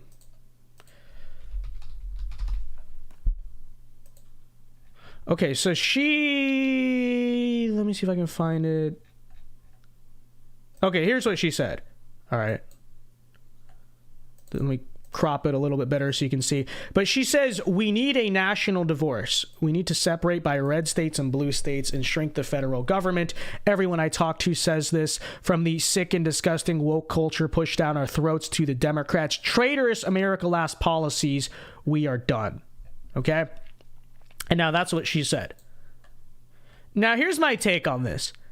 So I think what confuses a lot of people is the term national divorce, because when you hear national divorce, you assume that means balkanization, like outright. You assume that means secession outright. What happened to my stream tab? Oh, here it is. Okay. And I don't think that's really what she is saying here. Now, admittedly, maybe if that's not what you're saying, you shouldn't say national divorce. But when I read this, I don't see, nowhere in here is she calling for a secession, okay? Because people are like, oh, you're saying to break up the country? That's not American. You're saying to secede? That's not. I don't think that's what she's saying. What she said was, we need to separate by red states and blue states and shrink the federal government, right? Not abolish the federal government, shrink the federal government. And then she talks about how, conservatives are fed up with it and whatnot. So I read this and what I basically see her basically saying is that conservative states, red states, need to exercise more autonomy. Now, I could be wrong. Again, the term national divorce, maybe that's confusing, but I read into this and I hear her saying red states need to exercise more autonomy. What does that mean? That essentially means stop asking the federal government essentially for permission to do stuff, right? So if let's say the Democrats and Biden pass something, what she's basically saying is, well, red states should be able to say, well, we're nullifying it. We're not recognizing that, or we're not helping you enforce the policy. If you want to enforce the policy, you can do it yourself. But the local government, the state government's not going to enforce so-and-so law, right? And it's also saying that on many cultural issues that perhaps the federal government is too divided to take a strong stance on, conservative states ought to just do the conservative thing on those positions. For instance, abortion, right? Roe v. Wade overturned. There's no really federal legislation on abortion right now, one way or the other. What she's saying is, well, conservative states shouldn't wait for permission from the federal government, just ban abortion. That's what I read her saying through this, okay? Now, some people were like, no, you're saying that you're going to just let blue states die? And it's like, no, but who's saying that we shouldn't be involved in federal politics? I'm not saying to abandon federal politics. I don't think she is either. She's a federal congresswoman. She works in the federal government. If she really believed that, she wouldn't be a congresswoman, okay? I think what we're more so saying is talking about the recalibration of our expectations, in the sense that I think as conservatives, realistically, yes, we should vote Republican in all the elections. Yes, we should try to win in 2024 and all this, whatever. But I don't think substantial change, at least in our favor, is coming out of the federal government in the next 20 years, okay? Because whatever victories we do take, which is hard enough given many aspects of the system, is what I'll say, okay? Given many aspects of the system, given how hard it is to even take power in the first place, do you understand, in order to really do what we would need to be done, it wouldn't be enough to just win the presidency. We'd have to have a united government. And arguably, we'd have to have a filibuster-proof majority. We're talking New Deal coalition levels of landslide numbers to really get in and fundamentally change the broken federal state. And we should try our best to attain that. I'm not saying it's not possible, okay? Maybe God blesses this country with a political miracle. I don't know. I'm not saying to not try for these things, but I'm saying I don't think our realistic expectation should be that the federal government in the next 20 years we're gonna be able to take it over and fix it. I do think what is realistic to say is that we can have an authentic conservative takeover. Not these squishy rhinos in most red states or whatever. We can have an authentic conservative takeover of the strong red state governments, and we can basically do what Ron DeSantis is starting in Florida. Take a marginally red state or take a deep red state and turn it into this culture war superpower of conservative policy and conservative culture, right?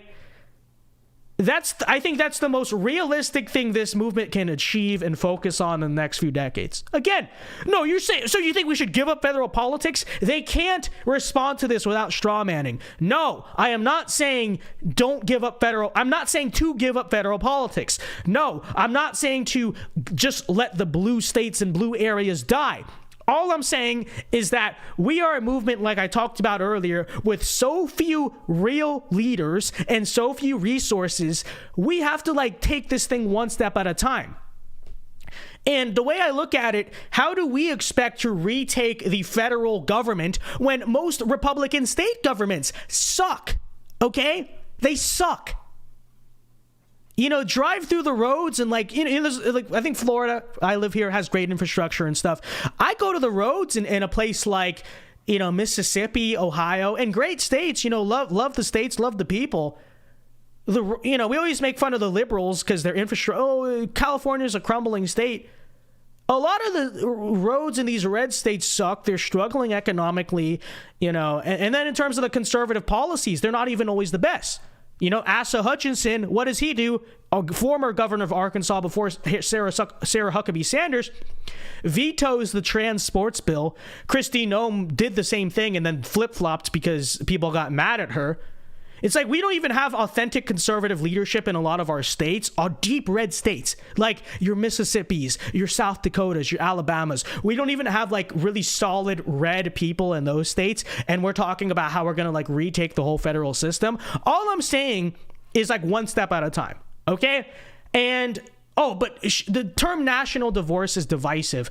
Okay, sure. I get it. I don't go around saying it myself, but I don't necessarily think it's that harmful of rhetoric. Why? Because I think it encourages a mentality of like autonomy and localism from conservatives and from like the conservative mentality, right? It encourages a state like Texas to really, if you live in Texas and you hear the term national divorce, yeah, you might fantasize, we're going to secede, we're going to balkanize. Okay, yeah, that's not happening. Let's be realistic. That's not happening. But that very mindset might get you to start thinking, well, why isn't my state government being more aggressive when it comes to politics? Why aren't they really doing what needs to be done, etc., right? And so, like I said, a lot of people flipped out at this tweet. A lot of national populist types were like, this is horrible. Again, whatever. Again, I don't use the term national divorce because I don't think it's realistic. I think it's like a fantasy, right? Realistically, they're not going to let us secede or whatever. And if they did, if it did happen, there would still be issues on that front, right? Whatever, how do you manage the economy? Blah, blah, blah. I don't think in the next few decades it's not happening. And then we shouldn't even really care about it one way or another. But we do need to start thinking, hey, why aren't states should be more autonomous? Hey, newsflash, if the federal government over the next few decades is probably not going to really be doing what we want it to do, and in many cases going to be doing the opposite of what we want it to do, then why not create strong conservative state governments that can stand up to it, at least? Peacefully, of course, not talking about, but can stand up to it. Can filibuster, can nullify some of the stuff that happens. And is that a perfect solution? No, it's not a perfect solution. We want to take back the whole country. We want all 50 states to be based and red-pilled, okay? I get it, okay? I'm from California, and people tell me stories. Oh, this state used to be so... Yeah, like, I get it. I understand it. But we also have to be realistic, okay? We have to be realistic about the resources we have. We're a movement without money... Largely, we don't have a lot of money. Look, most of the wealthy people in this country don't support us. Okay, so we don't have a lot of money. We don't have a lot of power. We don't have a lot of resources. We don't have a lot of time. What do you want us to do? Go save California somehow? How are we going to do that? I want to do it. If you live in California, keep fighting. Always fight for what's right. But let's also be realistic. What the sentiment MTG is pushing here is not incorrect. I have not really heard a coherent argument for why it is incorrect. Because again, she's not saying to abandon federal politics. She's a congresswoman. She is saying more so, what she's trying to do is encourage conservative states to like stick up for themselves. And that's not a bad thing. In fact, I think it's the most important thing we can do right now. But let's take a look here at some super chats. We got Enclave Nationalist for $5 says, what point in time would you like to live in? I told you, for me, it's the late 19th century and early 20th century. Thank you very much for the $5, Enclave Nationalist. I understand that like there's all these problems in the country today and whatever, but I'm glad I live in this time, okay? Because it's like, when everything, when the civilization is knocked down, we're not knocked out yet. It hasn't hit 10, but like this society, this civilization has been knocked down I feel like us being where we are puts us in a position to do something great and to be great, if you know what I mean, right? I wouldn't want to be born in any other time in history, really, because, like, as a man, I don't like fantasize about wishing I had it easier, right? And instead I pray that God gives me more strength to handle what's in front of us, right? You know, it's like, and I think your average person who was born after World War II, you know, your average baby boomer or whatever, you know, who just did everything right. They just lived by the book, had their family in the 80s, blah, blah, blah, this and that. Yeah, they lived a lot better of a life than us. But also, it's like, we're in the times that are truly challenging. And I'm not saying the baby boomers aren't still alive, but, like, the country we have to really inherit is the one that's struggling and challenging. And I like that idea as like a man, because I think that also gives us the opportunity to write, you know, one of the greatest stories in our country's history. Possibly the greatest, right? The renewal of a country where everything seemed broken and dead and it was over. And then this generation of young men just came, and, you know, like that's powerful to me. That's big, okay? That's glorious. And like, for that reason, I don't know if I'd rather live in any time than now. Because the struggle is very hard, but I also, in a sense, enjoy the struggle, because I think as a man, it gives you the opportunity to be great and to write a great story and to leave behind a great legacy. And so I think that's kind of based. But okay, Christopher for $20 says, thank you, Vince, for all you do on the national divorce issue. I see MTG's point. People are inherently tribal. I think states should practice more autonomy, similar to what John Calhoun's idea was of nullification. Thank you very much for the $20, Christopher. And it's so true. I mean, like I said, look at the situation. Look at the situation. Ideally, we were the ones running we could be the ones running the federal government and telling the liberal states, hey, you're not allowed to nullify. Okay, but it's not the situation. It's not the situation. You mean to tell me you don't think red states should just nullify bad policies by Biden and make and kind of normalize that? Why not? Why not? What's the issue with that, right? Again, ideally, I want to take over the whole federal government. Ideally, you know, it's not a regional renewal, it's a national renewal. I get it. But what do you want us to do? You know? What do you want me to do? What do you want me to do about that?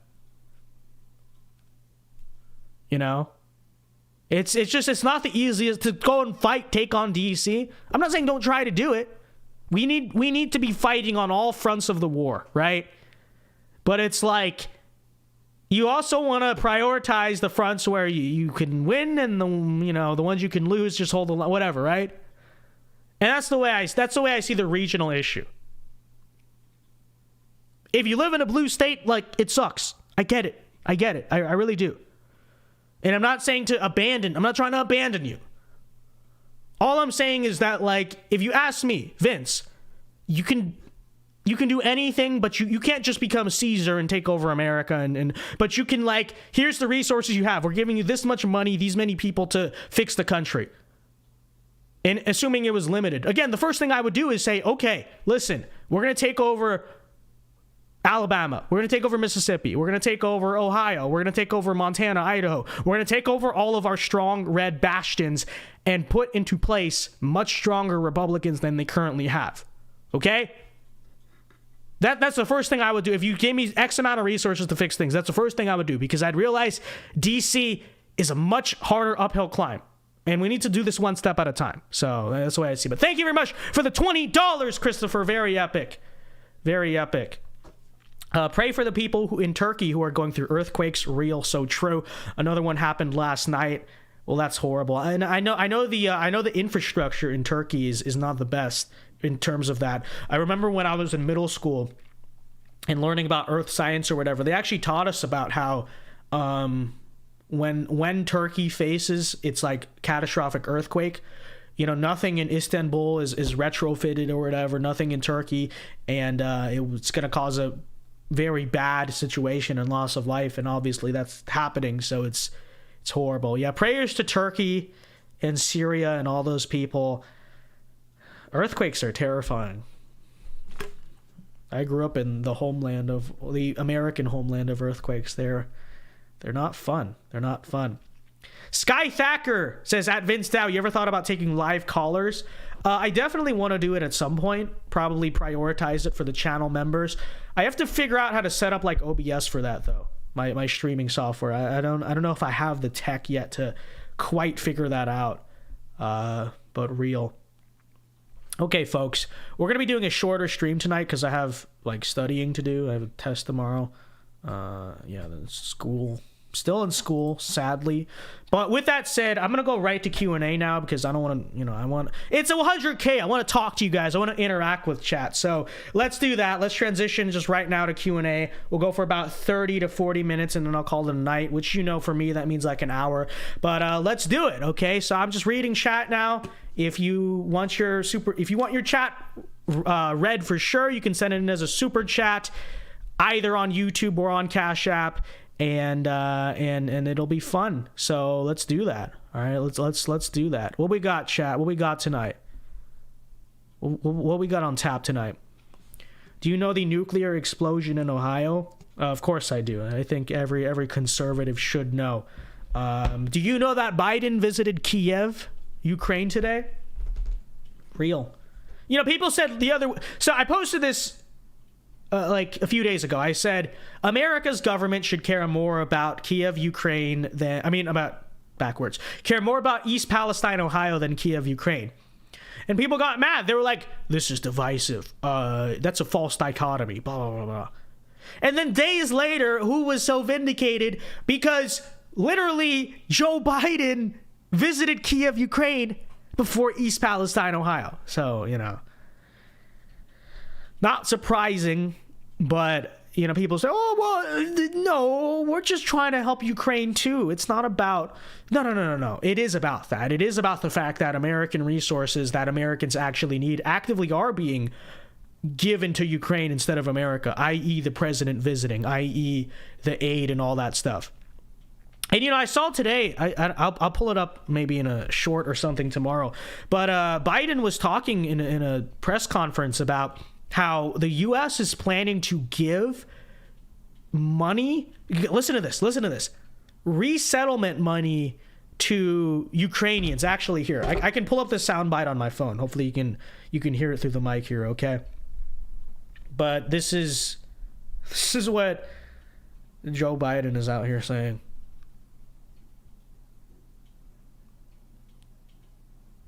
Here. Much needed humanitarian assistance as well as food, water, medicine, shelter, and other aid to Ukrainians displaced by Russia's war, and provide aid for those seeking refuge in other countries from Ukraine. And it's also going to help schools and hospitals open. It's going to allow pensions and social support to be paid to the Ukrainian people so they have something in their pocket. It's also going to provide critical resources to address food shortages around the globe. It's a false dichotomy, bro. We can care about both East Palestine and Kiev. Okay, so there's Joe Biden. You heard what he said. So it's not just now. You know, before it was, oh, no, we're just giving them arms. So he went out there and said, in his own words, they're going to give money for aid. They're going to give money for resettlement. Okay, resettlement for Ukrainians. So if you don't want to live in Ukraine, you're scared of the war, or your home is destroyed, not the Ukrainian government, the U.S. government is going to pay you money to resettle. And they're even going to pay your pension, chat, your pension, if you're Ukrainian, okay? Which on that front, I wonder how many people in like Kiev or whatever are just going to take the opportunity to go and just live in another country, live in America, go to Dubai or something, who knows. But anyways, I think in comparison, the East Palestine, Ohio residents, I believe they got, I heard it was like $5 when you divide out the money, $5 from the railroad company. And you know, don't get me wrong. Like, I don't know what the deal is in that town, but if I could, again, let me just be clear, YouTube or whatever, I don't know if it's how toxic it is or not, just YouTube. Okay, all right, I don't know. I'm not making any claims, but to play it safe, let me say it like that, to play it safe, I think everyone in East Palestine, Ohio should resettle, okay? Because we saw it on 9/11. We've seen it many times. They say it's safe. It's not really. And the long-term exposure to toxic chemicals gives, like, everyone cancer or whatever in 20 years. Not saying that would be the case here. I'm just saying play it safe, okay? YouTube, I'm just saying I think we ought to play it safe. And so, again, I think what needs to be done is all of East Palestine needs to be evacuated. Just abandon the town. It sucks. I get it. Abandon the town. Give everyone money to resettle. Help them start new lives somewhere. Because I wouldn't take the risk of whatever is in the air there. And you don't know how long it's going to last. You can clean up everything, like, sure. But you still don't really know. You know what I mean? You don't know. You can trust the experts. Whatever. I'm just saying, play it safe. But they won't do that. Okay? $0 for resettlement from the federal government. And meanwhile, Biden is out here talking about giving pensions to Ukrainians. Pensions, resettlement. I mean, what else do I have to say? I mean, this is not surprising to anyone. We get it. Is anyone surprised? No. But people are really like, whoa, it's a false dichotomy. You don't know what you're talking about. Really, dude? You know.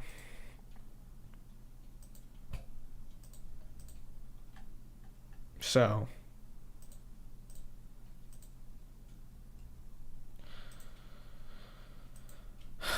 all right, don't spam in chat, okay? You spam, you're getting timed out. Okay.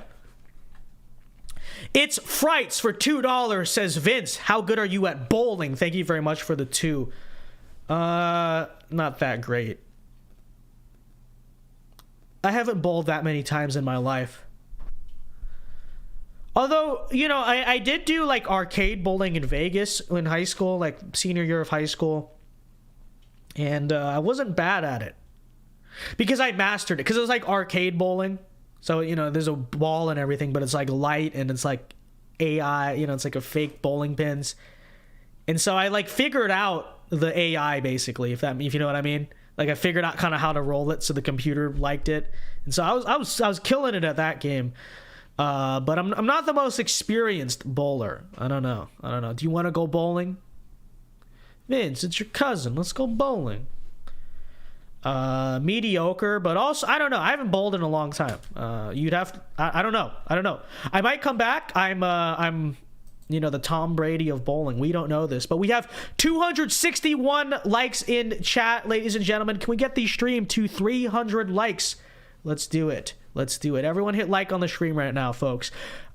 East Palestine and Chernobyl are alike because U.S. officials caused both. Okay, whoa. I don't know what I'm allowed to say on YouTube conspiracy-wise.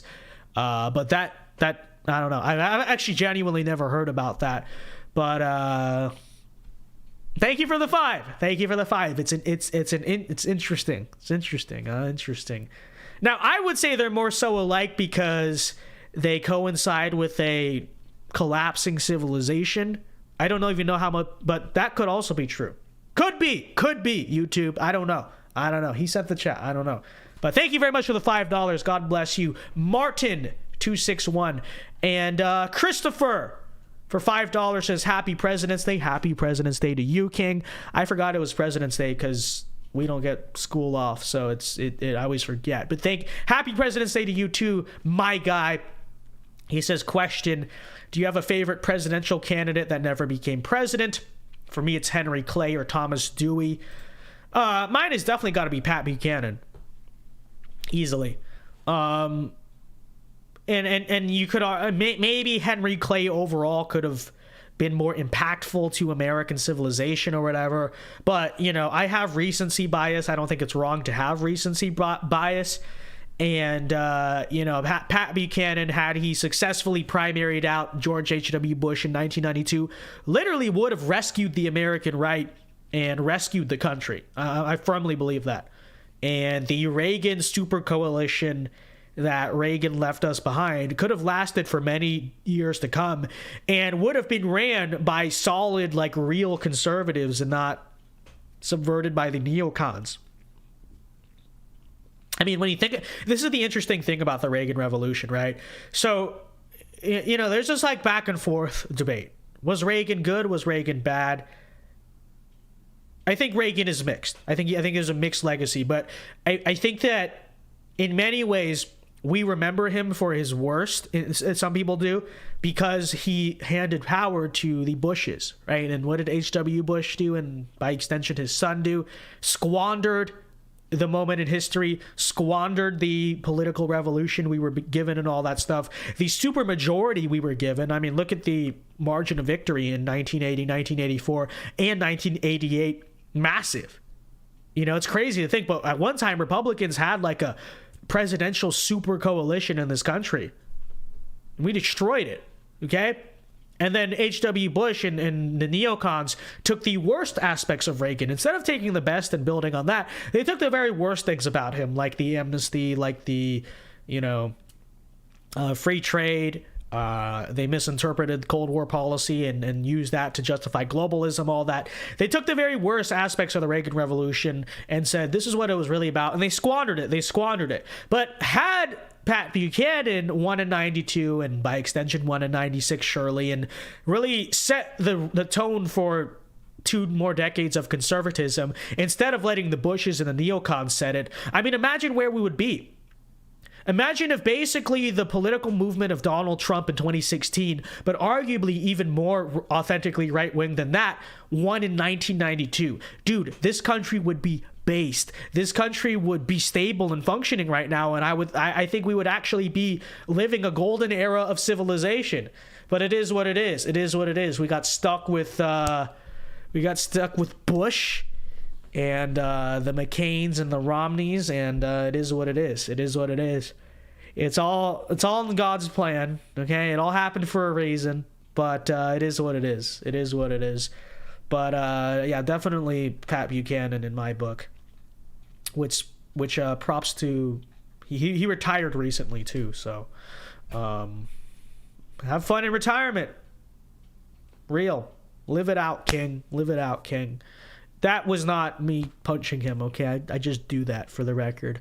Why would I punch Pat Buchanan? He's literally like my hero. Okay, Enclave Nationalist for $5 says, can you wish me a happy birthday? Today's your birthday? Is that... No wonder you wanted me to stream so badly today. You know, Enclave Nationalist has been asking me for like several weeks and maybe even months, can you do a stream on President's Day? I guess that's the reason why. Well, happy birthday, Enclave Nationalist. Okay, happy birthday to you. Happy birthday to you, Real, and many more on Channel 4. Happy birthday, my guy.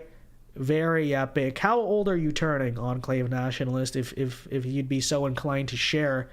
And, you know, I'm glad you're spending your birthday with us. Although maybe I'm not so glad. Did you get a cake at least? Did you get dinner? Did you get something? All right. But thank you for being here. We appreciate it. All right. But happy birthday, Enclave Nationalist, Real. At VinceDao, would you react to the Jubilee feminist versus anti-feminist vid? I don't know. Maybe. I was thinking of doing the Vice one. I know I made a video about it, but I was thinking stream content would be good to react to for a full stream. So I might actually do that. But I don't know. I'll take a look. If it's interesting, if it's more interesting than the last stream, then maybe.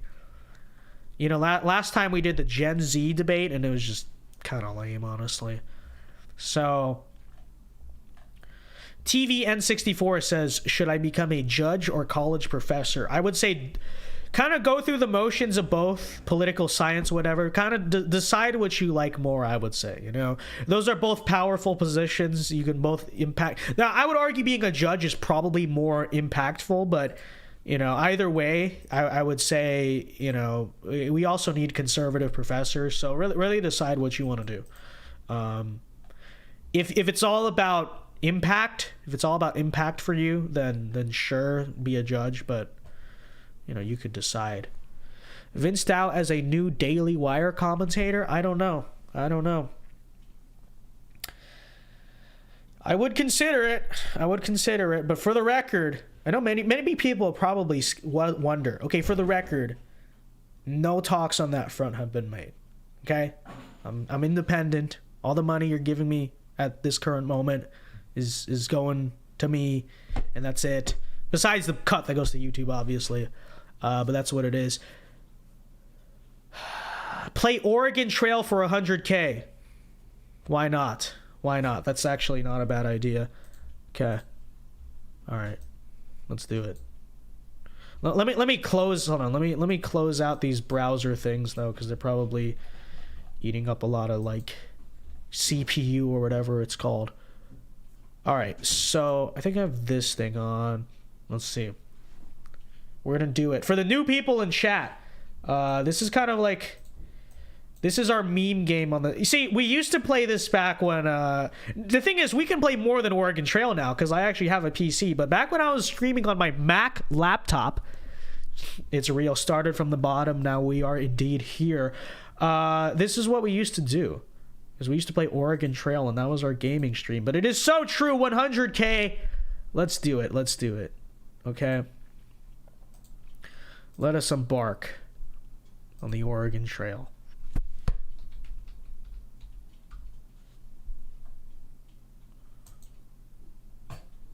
All right. Hopefully it actually works. We've had some issues with this thing in the past, but it is so real. Hold on. Let me try to get you the sound here. Wait. Not that you need... Whatever. It's the Oregon Trail. Who cares? Do you really need to hear the sound? There's not really sound on the game anyway. It's just like... It's like bitrate music. You know what I mean? All right. Let's do this. Let's do this, chat. Now I can't see chat. Hold on. Okay, let's do this. Here we go. Old looking game. Indeed it is. It's the Oregon Trail. This is right wing. It's traditional. All right. Can I get this full screen? What's going on here? All right. That's better. Let's see if... Okay. Full screen. Can we? Yes? No? No? What's going on? There we go. All right. Here we go. Boom. Look at these skills. All right. Now I got to resize it properly. Wait. Imminent. Here we go, chat. It is time. It is indeed time. Did we get a super... Hold on. Now my chat's lagging. What's going on? Come on. Martin261 says, I met and shook Pat Buchanan's hand. Based? Very epic. And if H.W. Bush won, they would have blanked him. He's a good shot. Prescott Bush seeded Saudi royal family with Kentucky hillbillies. I don't know what you mean by the last part, but that is very epic. And you know that's an interesting point to raise. Would the political system have stopped Buchanan if he won? It's very possible. For sure. Thank you very much for the 5. Burgundy Blue for $5 says, Vince, now that you reach 100K, what's your plan for the channel in the future? What topics would you like to cover now that the Vice arc is over? So I think I want to make a lot of just cultural content. You know the type that a lot of the most successful conservative channels right now are making, reacting to, and you notice that's how I frame a lot of my content these days, reacting to the woke stuff. Crazy feminist says what, blah, blah, blah. I think that's very intentional because I think that's what a lot of people enjoy and find entertaining, but it's also a medium by which you can deliver serious discussions about stuff, right? Like, for instance, tonight, reacting to the Vice panel, we're having a laugh at the crazy people on the panel. And then we're also talking about, well, here are serious issues about assimilation, immigration, all that stuff. And so I really just want to react to the crazy stuff that comes out of lib world and then use that to present the solution from conservative world. It's kind of the content I've been focusing on recently. But all right. All right. Let's do this. Oregon Trail, here we come. It's literally time. Let me actually get the sound. That's like probably annoying to you guys. All right. Okay, you know what? Never mind. It's too difficult right now. All right. Do you want to be a baker from Boston, a carpenter from Ohio, or a farmer from Illinois? You know, shout out in solidarity with East Palestine. We will be a carpenter from Ohio. Okay. Phil, probably saying that we're fleeing East Palestine would be in bad taste, so I'm not going to say that. But in solidarity with Ohio, let's go. Let's do it. What is? Let me resize so you can see the text. What is the name of your wagon leader? Well, obviously the wagon leader has to be me, right? Vincedao. Okay, so who should the people in the party be? You're saying there's echo? All right. I'm just going to turn these off then. Whatever. I tried to share audio. All right. Never mind. Double mic has that epic broadcast propaganda sound. It's so true. I don't know what you guys are complaining about. It's actually based. It's actually right wing. Hold on. Let me move before we start this. Let me move the stream to this monitor so I can actually see what's happening. Okay. All right. Let's do this. All right. Who should be in my party, chat? Who should be in the party?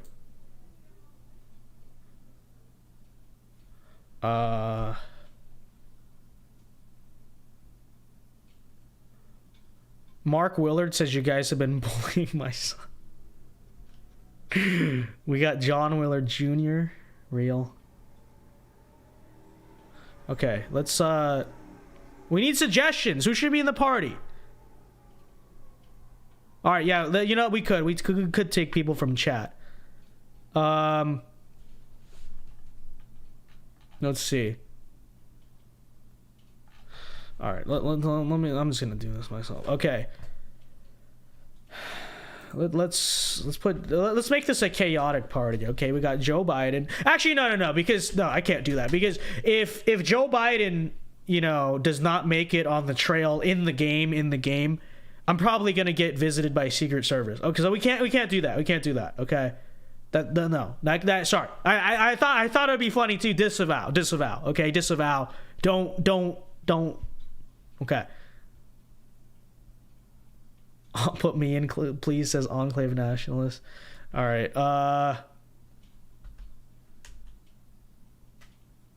None of you guys have funny suggestions. Literally. Can we... Hunter Biden? Brett Cooper? Okay, we can do that one.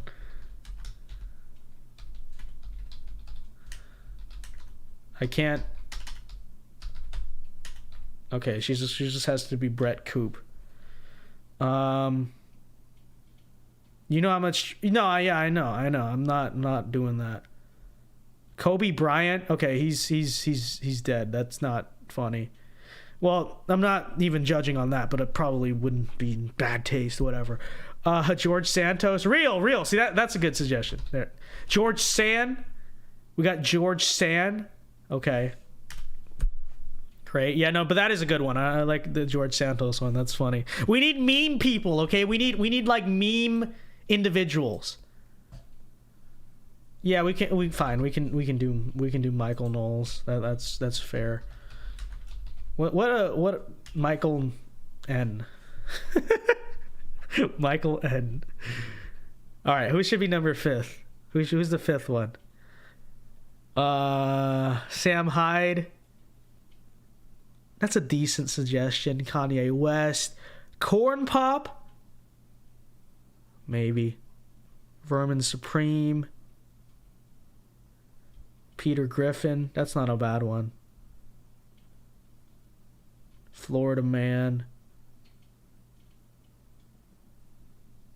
We need someone totally random. Who's like completely random? Dylan Mulvey. Putin. Okay, why not? Am I gonna get in trouble for that? Vladimir P. Okay, well he doesn't have to be Vladimir Putin. I didn't say that. He could be Vladimir Polensky. That's actually Vladimir Polensky. Whatever. Let's just do this. Yes. They're very correct. We got Vince Dow, Brett Koop, George Sand, Michael N, and Vladimir P. All right, here we go. This is going to be a disaster. It is 1848. Your jumping off place for Oregon is Independence, Missouri. You must decide which month to leave Independence. Okay, well, I was born in April, so let's do April. Ask for advice. Do you think I ask for advice? I'm the man, okay? I'm Top V. Top V does not ask for advice. He simply leaves on his birth month because that's based. All right, let's go. You have $800 in cash. What is that going to buy me, Brett Koop, Michael N, and Vladimir P, and George Sand in this economy? What a joke. What a joke. Okay? You can buy whatever you need at Matt's General Store. Okay, well, there's Matt. I don't know if Matt looks like a trustworthy individual to me. He looks like... Does this man have your best interests at heart? Actually, he looks like Herbert Moon. Okay, Enclave Nationalist. There you go. You're like, hey, can you play Red? There's Herbert Moon right there. He's the owner of the Armadillo General Store. This is real. Okay. Hello, I'm Matt. I was trying to do like a yes. He's not Southern. Yeah, see, I'm Matt. So you're gonna need to go to Oregon. I can fix you up with what you need. He just looks so slimy. Look at it. Look at him smoking his pipe. Okay? And what's going on with the bow tie? He looks like Hello Kitty. He looks like a male version of Hello Kitty. What is on his arm? This guy is sussy. This guy's a bit sus. All right? I don't think he's wearing a shirt. I can't tell because all his skin is just like the color white. And so I don't know what's going on. But he's not wearing a shirt. Are we sure we are at a general store? Okay. Are we sure we didn't walk into some strange, some one of those things going on that people are talking about in our country? Are we sure we didn't walk? I don't know. But let's buy stuff to get out of the store as quick as possible. He's like, "Hello, I'm Matt. So you're going to Oregon?" And that one song that goes like dun dun dun dun dun dun, like that's playing in the background. There's disco lights, and it's just, I'm terrified. We need to get out of here as soon as possible. Okay, I do not swing this way. Okay, I do not swing this way. And we got Matt staring at us. Enclave Nationalist says, listen to Ride of the Valkyries. Thank you very much for the 2. I'm trying to not get the stream copyrighted. So, is there a non-copyright version? I can fix you up with what you need. You're going to need a team of oxen to pull your wagon. Who says that? Who says that? I have Vladimir P with me. He can pull the wagon. Clothing for both summer and winter. Okay, yeah, I guess people need clothes. I would say you probably need clothing for summer or winter, Mr. Matt. You appear not to be wearing it, and you were like, hey, I'm Matt. Welcome to my general store. Real. I'm sure the Groypers rating our chat right now very much relate to this individual, but let's go on. All right. I skipped that part. Okay. All right. Wait, so how do we do this? Like, how much are you supposed to buy of each? I see. I didn't mean to do that. Okay, how many oxen do we need? Like 4? How much is that? I don't know how much that is. All right, well, we screwed up. I don't even know what's going on. But the key is always to buy a lot of ammunition in this game, okay? You know, because, I mean, think about it. If you're on the trail, you're a highwayman. Disavow, but in theory, you could get what you need with a gun. Obviously, you can hunt, which is okay. Now, theoretically, if you wanted to, you know, be Vinny the Kid, which I disavow, of course, you could do that too. So you get 20 bullets. Each box costs $2. That's a pretty good deal. I'm gonna say we buy 30 boxes of bullets. Is that all right? How much would 30 box of bullets? 30 times 20, so that's 600. Should be enough. We can get them along the way. All right. There are 2 oxen and a yoke. I recommend at least 3 yoke. I charge $40 a yoke. Well, I'm glad to know Matt is practicing the Brandon inflation. Oh, honey, inflation is getting so expensive. Shut up! You need to repent. Okay? This is degenerate. You're the only general store in town, and here you are exposing this to children. Okay? We have George Santos and the president of Russia in this party, and you're doing this. Horrible. All right. I recommend at least 3 yoke. All right, let's get 4 yoke. $160, breaking my bank. My goodness. In this guy's economy. Wow. This is the America of who was president during the Oregon Trail? Polk. Polk was base though, but this is Polk's. This is Zachary Taylor's America. Oh no. Okay, food. Well, we need food because. Okay. Hello. All right. I recommend at least 200 pounds of food for each person in your family. I wasn't aware each person in our family is obese, but okay. I see that you have 5 people. You'll need flour, sugar, bacon, and coffee. This is not real. You just take black coffee. You can make the whole Oregon Trail on just that. This is what I've heard. But okay. My price is 20 cents a pound. So we need 1,000 pounds of food. I say we play it safe because, I don't know, a certain individual in our party might be like, Vince, there's no food. So 5. Let's go for 1,400 food. 500. We're gonna have no money left. All right, that's too much food. We're kind of breaking. Can I go back? I can't go back. It's so over. There's no return policy. Oh wait, no, never mind. I did do it correctly. Okay, 1,200. Fine. Okay. How many clothes do we need? You'll need warm clothing in the mountains. Who cares? Just bring a hoodie. I recommend taking at least 2 sets of clothes per person. Each set is $10. All right, so we'll do 10 sets of clothes and 2 spares. So that, okay. All right, and then spare parts. I don't know. 2 of each, I guess. All right. We spent $640. We're about to go broke. We're going to Oregon Trail on credit alone. Just like a reckless America, surely there's going to be a credit card place along the way, or we can get a very predatory loan from someplace. I think we're good to go. I say we leave the store. Let's go. Let's go to Oregon. Are we ready?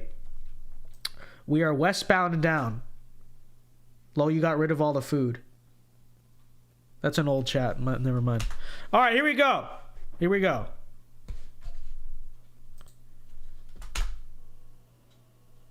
You guys can't hear it, but there is There's very loud music playing in my ear. Okay. All right. Independence, Oregon. The weather is cool. The health is good. The guy at the general store is fruity. The pace is steady. The rations are filling. Let's do this. All right. Let's talk to people. I am a journalist. We will interview people. A traveler, Miles Hendricks, tells you, did you read the Missouri Republican today? Yo! Based and red-pilled? That's right.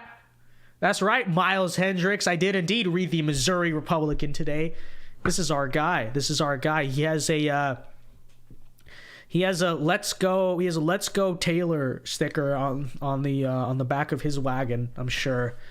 And I'm sure his wagon has lifted wheels, and he loves listening to Southern folk music. This is real.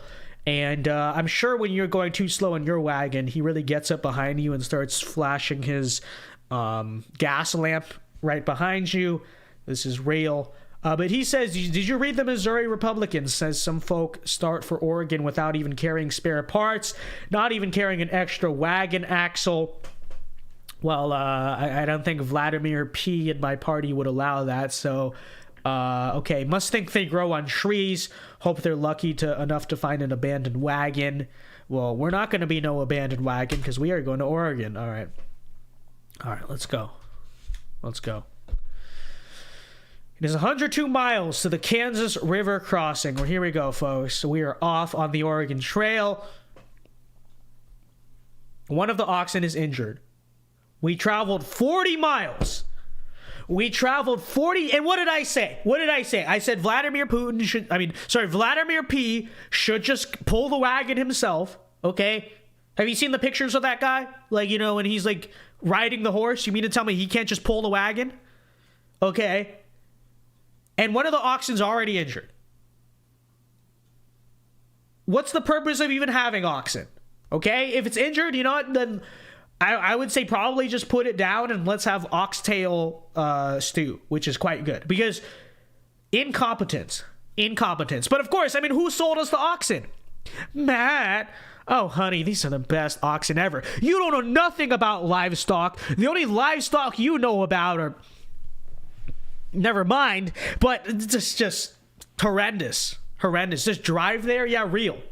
You take I-10... Okay, well, actually, I don't even know what runs through the north. Never mind. But you know what I mean. Okay, actually, no, it's through Missouri, right? So, I don't know. I don't even know what that interstate is. All right, we're at the river, no problems. Would you like to look around at the Kansas River crossing? All right, let's take a look at the Kansas River. Wow, don't you just love America? April 7th, 1848. What a beautiful sight. Okay. I should have stopped to talk to people. But okay, you must cross the river at this point in order to continue. The river at this point is currently 620 feet across. 626 feet, so that's what, about the size of like, I don't know, like a bedroom? Maybe like 2 bedrooms? Maybe like a living room? Yeah. Yeah, that's about right. And 4.6 feet deep in the middle, so basically like ankle high. I think that's very fordable. George Santos is telling me you can ford this river. Okay. He's saying he's done it many times. So should we listen to him? Or should we take a ferry across? Well, normally, see, if I chose to be the banker from Boston... If I was the finance bro from Boston, I'd be like, I got this. But sadly, I am a carpenter from Ohio who has $140 in his savings account. He is indeed a brokey. He is a wagey. And so I think we're going to just have to ford the river. No. You should caulk the wagon, Vince. 626 feet is very wide. Well... Yeah, but George Santos is telling me. I don't know. Should we trust George Santos? Borat's wife is strong for the plow. Yeah, real. Do you think Borat's wife would, get stopped by 40 miles? She is a resilient woman. Burgundy Blue for $5. Thank you very much. Says, I remember you playing this game last summer and naming everyone after your YouTube friends, for like John Doyle. I think 4 of the 5 people died from drowning in the game, of course. Yeah, this is real. Wasn't I like the only one who made it to Oregon? This is true. People are telling me to trust George Santos. You have it on good authority that George Santos would never lie. Okay, well let's trust George Santos. Hey, look at that. George Santos is... Aww.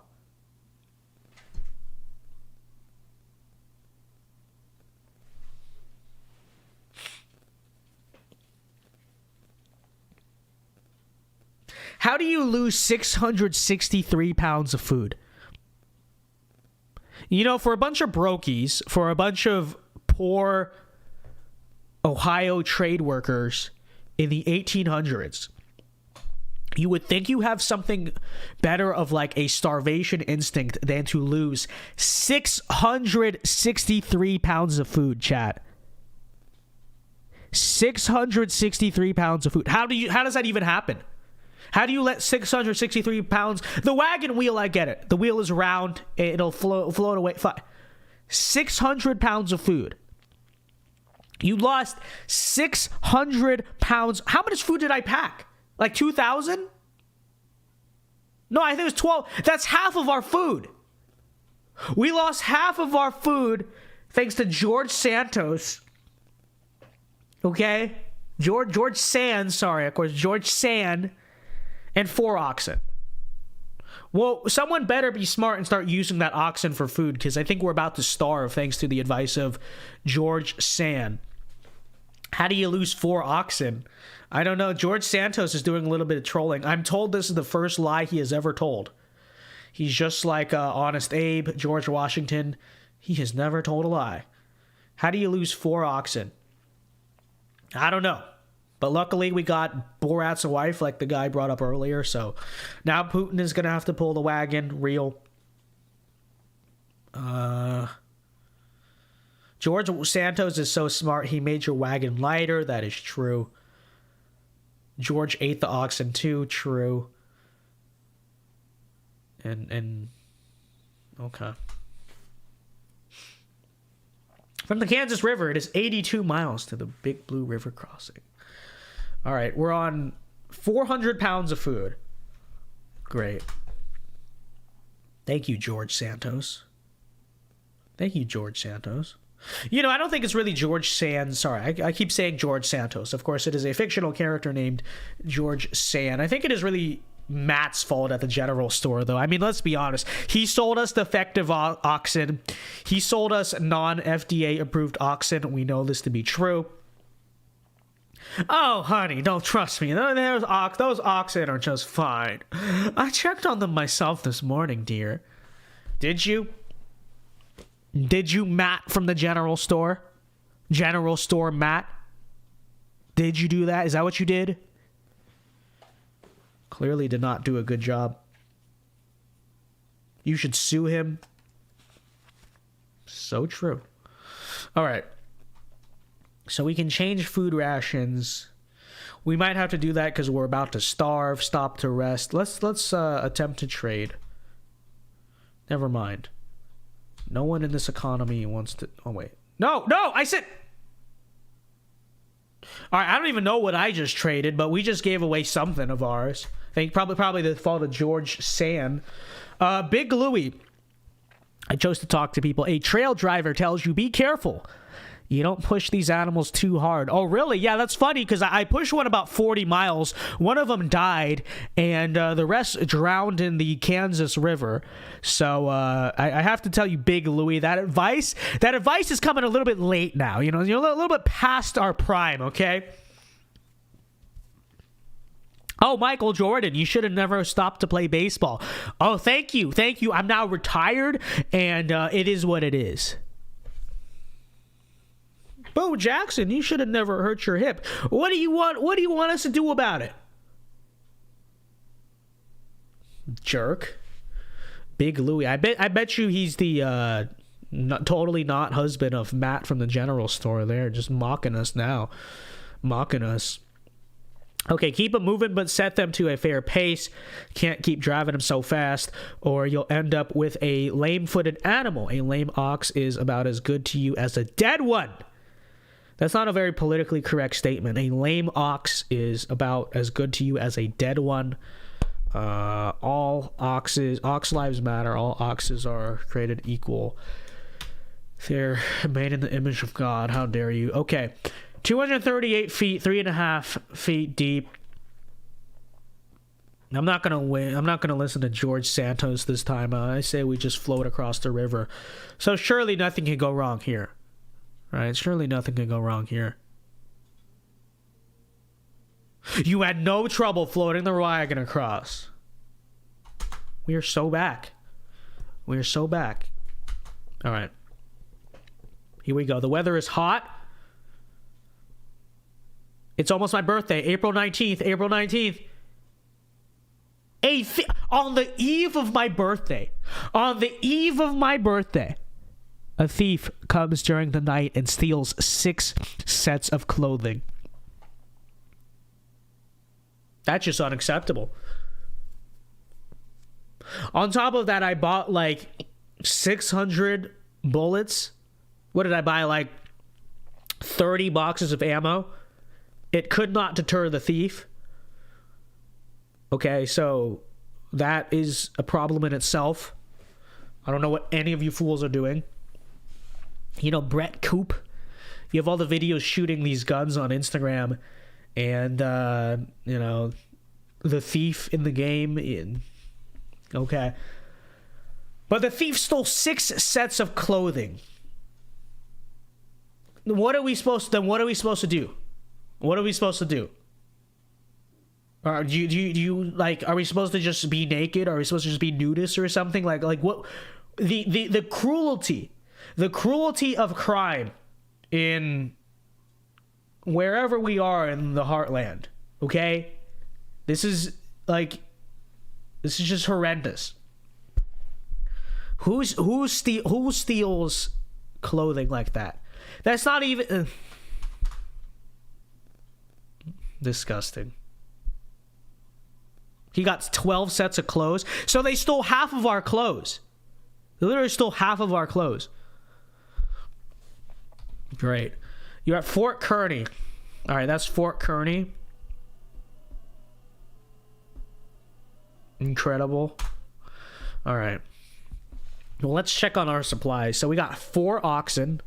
We lost half our oxen in the Kansas River. We have 6 sets of clothing because, you know, a thief came in the night and stole half of our clothes. 600 bullets. All right, so nobody stole our bullets. But we lost our spare parts and 200 pounds of food and $160 left. I think we ought to just turn back now. It's so over, but let's go. Let's go. My mama didn't raise no quitter. And rumor has it that Vladimir P. is not letting us turn back.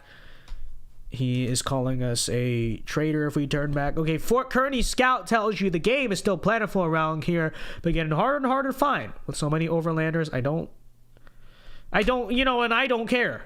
Frankly, I don't care. Okay, what you have to say. All right, let's continue. Severe blizzard, lose 1 day. I'm glad we got a blizzard in April. That's very normal. Brett Coop has exhaustion. Oh, keep up, woman. Gosh. Brett Coop has exhaustion. Well, too bad for her. Seriously, people are saying the hunt. Why? I'm so black-pilled at this moment, we might as well just starve. Okay. Alright. So let's see. We can like... Alright, we got a rabbit.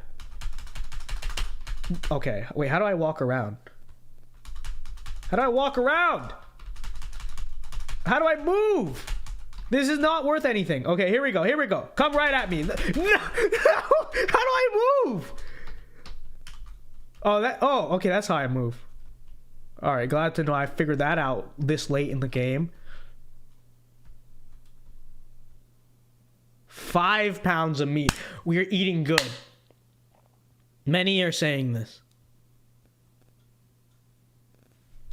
Delicious. All right. I'd say that's about enough food to last us like 4 years. You know, I think we're good. I think we ought to continue on the trail.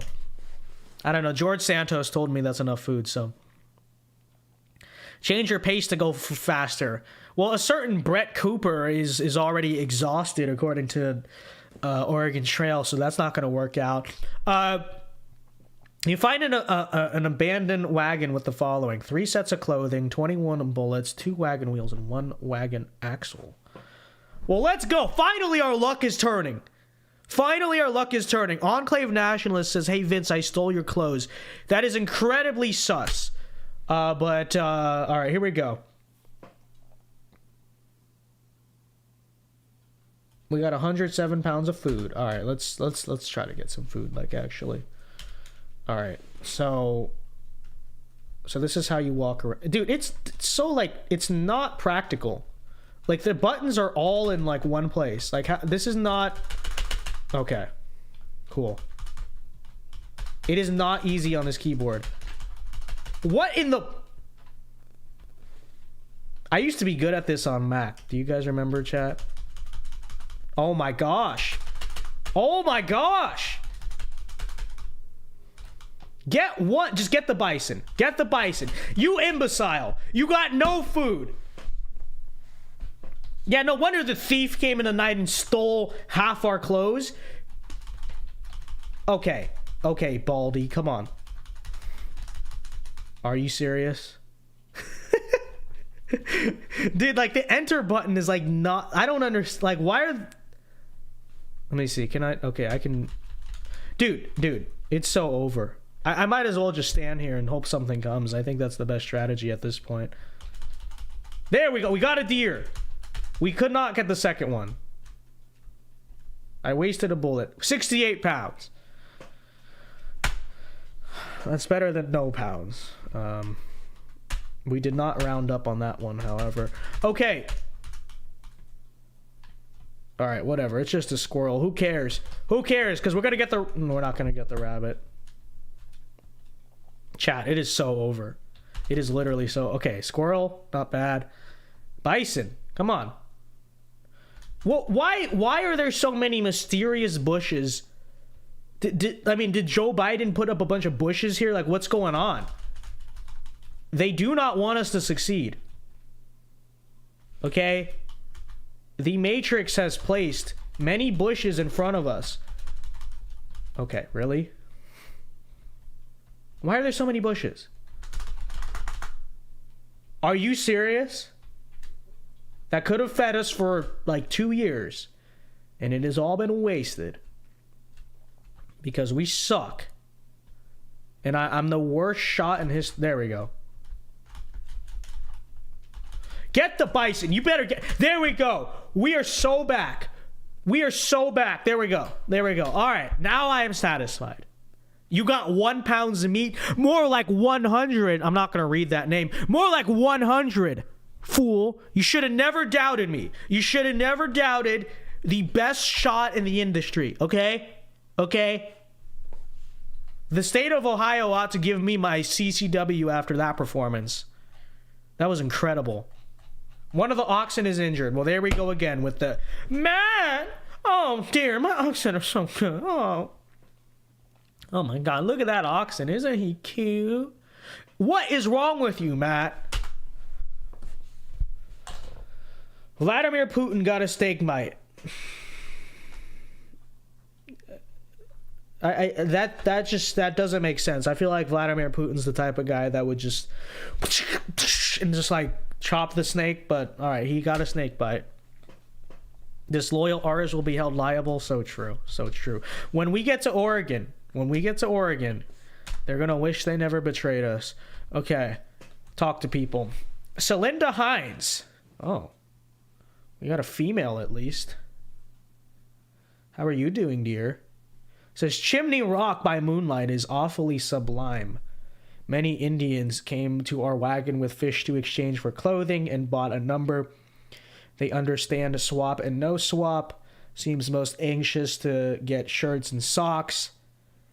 I don't know. I did not listen to a word you just said, but would you like to come with us to Oregon and marry me, Celinda Hines?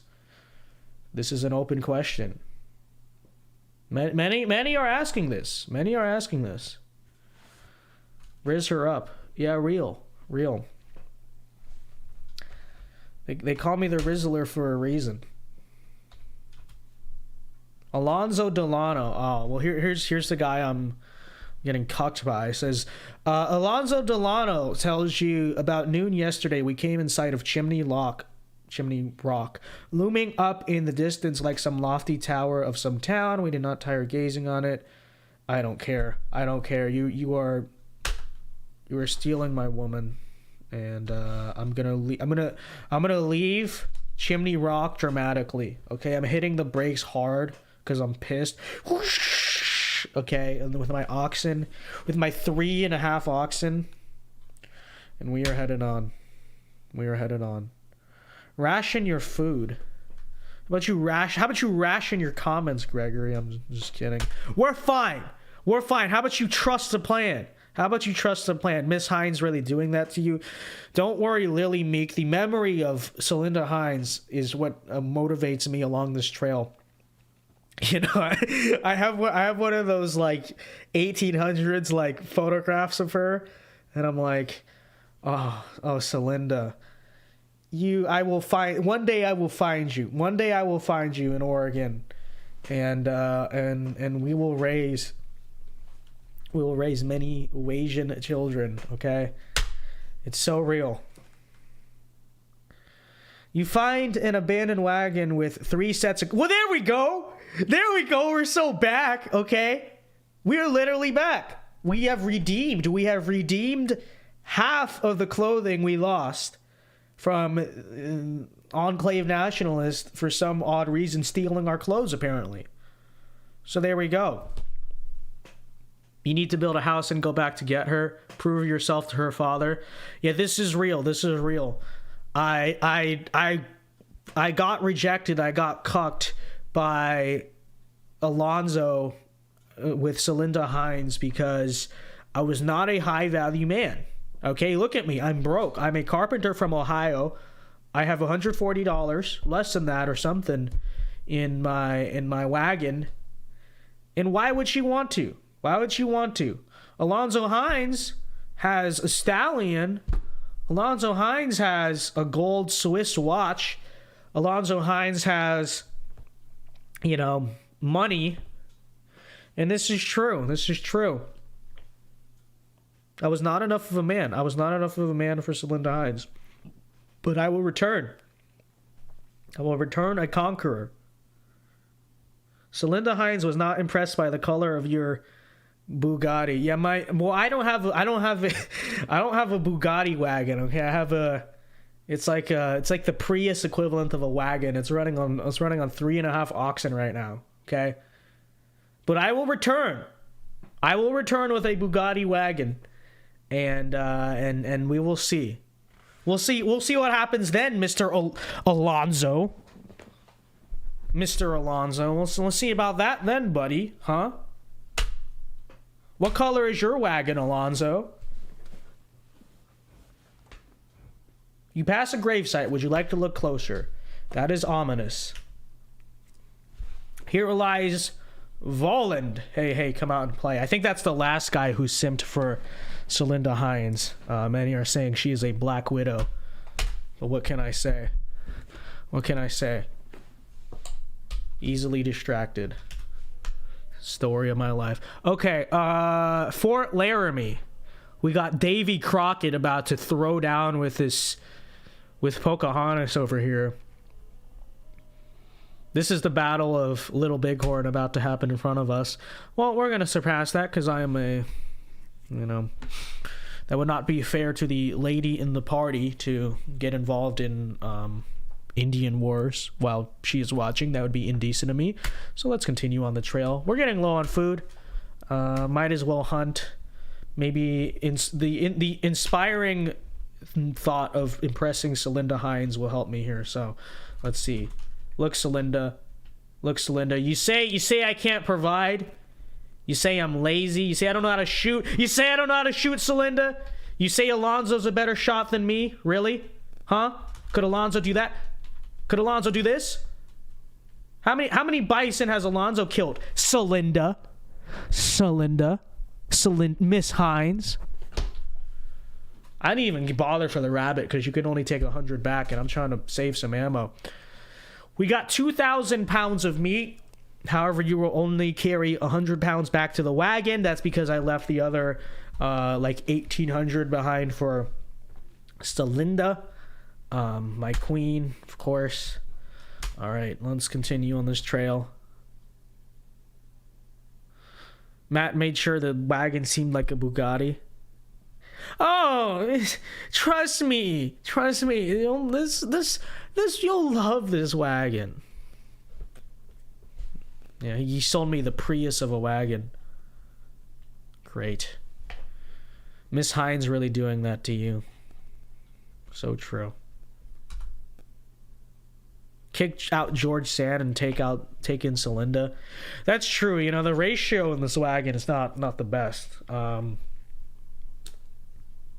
We might have to fix that or something. Inadequate grass, very little water. Inadequate grass. Oh wait, we're out of food. All right, chill. Sorry, Celinda Hines was distracting me. I was thinking about how beautiful that woman was. And I forgot to eat. That's what this woman will do to you. What would be the 1800s equivalent of, like, that girl is poison? That fair lady is tuberculosis.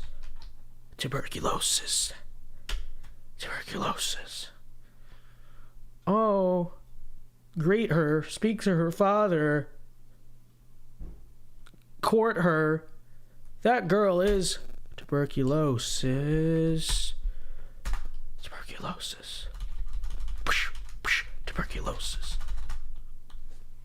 It's true. Celinda Hines will be the death of me on this trail. Getting distracted by woman. What kind of a... Okay. Really?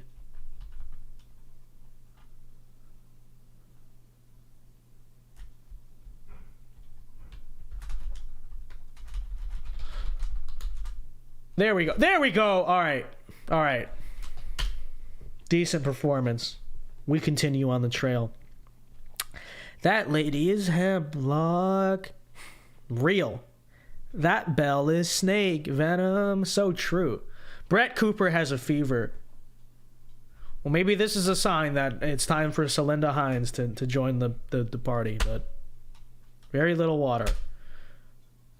Find some water. I mean, what do you want me to do about that? You don't even let me pack water on there. Okay, just dig. Just wait for it to rain. I don't know. Do something. Okay, problem solve. Very little water. There's a river in front of you. What does that look like? Did Celinda Hines put that up? Is that not a real river? Oh, we got Big Louie again, the Matt's boyfriend from last time. I'm glad to see that he's stalking us. Along the trail.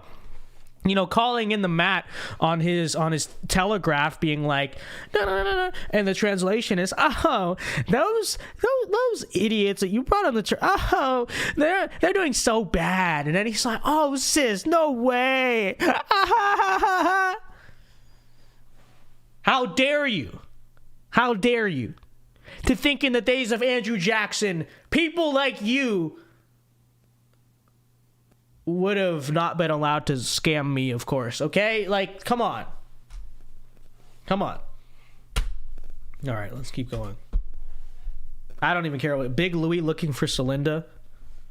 No, that's not true. Big Louie don't swing that way. Don't mess with my head like that when we already have 40 pounds of food. Vladimir Putin has dysentery. Great.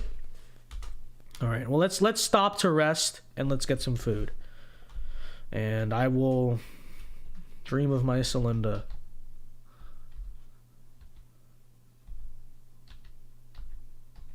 If we can get any food. What did Big Louie clear out this hunting ground first? Did Matt? Is this Matt's doing? All right, well, at least we got a deer. Okay, come on, come here, come. Ah, come on. All right, well, I'm the mediocre result. At least we got a deer, 58 pounds. That's not enough. We need some more. All right. At least the thief did not steal our bullets. At least we did not lose bullets in the Kansas River, thanks to George Santos. You know, so long as you got bullets, in the words of Leonard Skinner, give me back my bullets, because we are here. So we're still in it. Okay, Vince Dow. I notice, has Vince Dow had any health problems yet? No. It's everyone else with the problems. They say, oh, well, no, it's Celinda Hines. You need to stop thinking about Celinda. You weren't able to shoot any food. No, it's the fact that everyone else has the problems. Okay.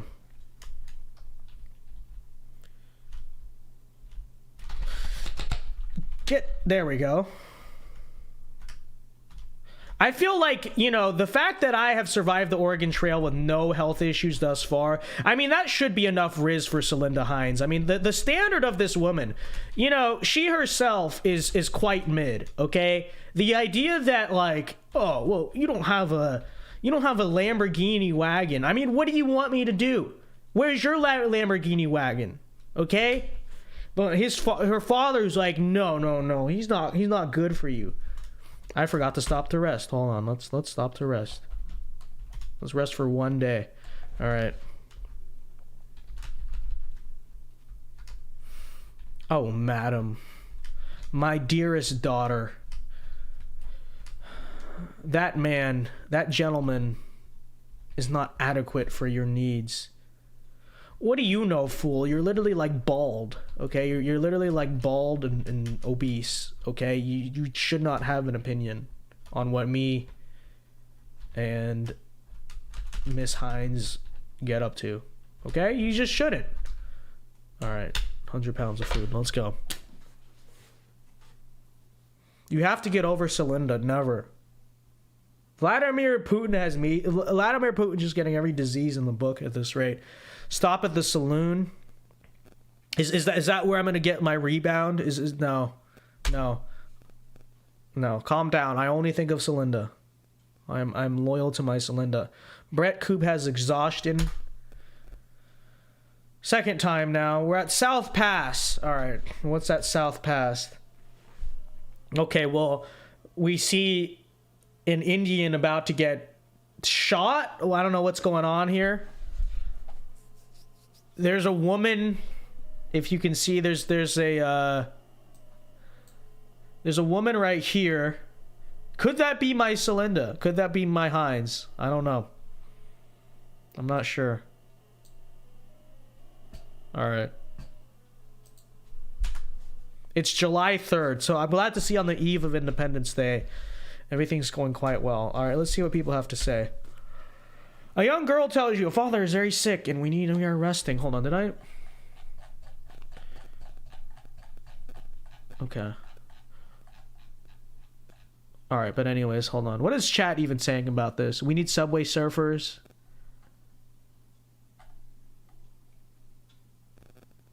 Are you joining the Daily Wire? Not after this performance on the Oregon Trail. I think they're watching this and just, he's terrible. We can't hire him. He can't even beat the Oregon Trail, so this is real. All right. Talk to people. A Mormon traveler.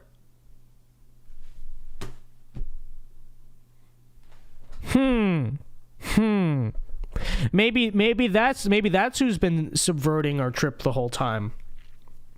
I kept blaming Matt at the general store. Maybe Matt. I had. Now you're still cringe, but maybe it was the Mormons. Maybe we've been the product of Mormon sabotage the whole time, and we never knew it. Because I was distracted by Matt pissing me off and being in love with Celinda Hines. And we were ignoring the real problem, which the whole time was the Mormon traveler, chat. I don't know.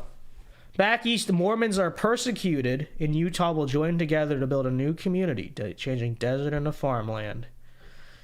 Okay, that's what you say. Keeping an eye on these Mormons, guys. I don't know. All right. All right, let's head for the river crossing. All right, let's go. From South Pass, it's 57 miles to the Green River crossing. Let's go. Let's go. No health problems, inadequate grass. Brett, oh no.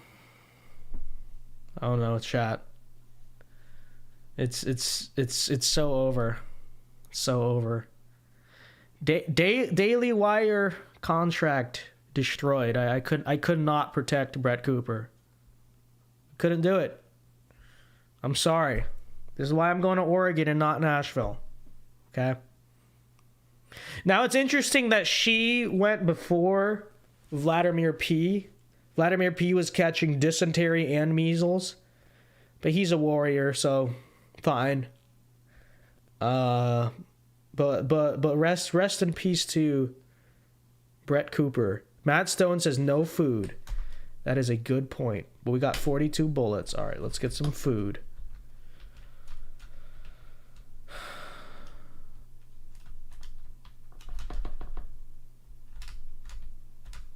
Okay, well, now it's not working. Now the game's not working. Now the game's broken. It won't let me move. It won't let... Oh, there we go.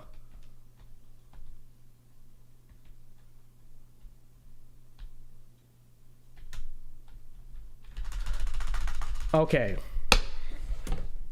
I don't even care. I'm not even going to try at this point. We're just going to starve. You were unable to shoot any food, and that's why I don't deserve Celinda Hines. I bet Alonzo can shoot food, can't he?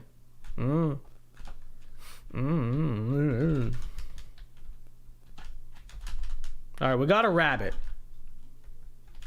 Vermin. Okay, we have vermin. Can we get more than vermin? Can we get the... Oh! No buck. No buck for this Canuck. Okay, really? There we... Oh! Oh! No! There we go. Oh, we're so back. I don't even know how I got that one on the side. That was a miracle. The comeback, chat. The comeback performance. Literally so few were ready for that. Gets eaten by bear. Shut up. All right, let's continue. Vladimir Putin has a fever. Michael Knowles has a fever.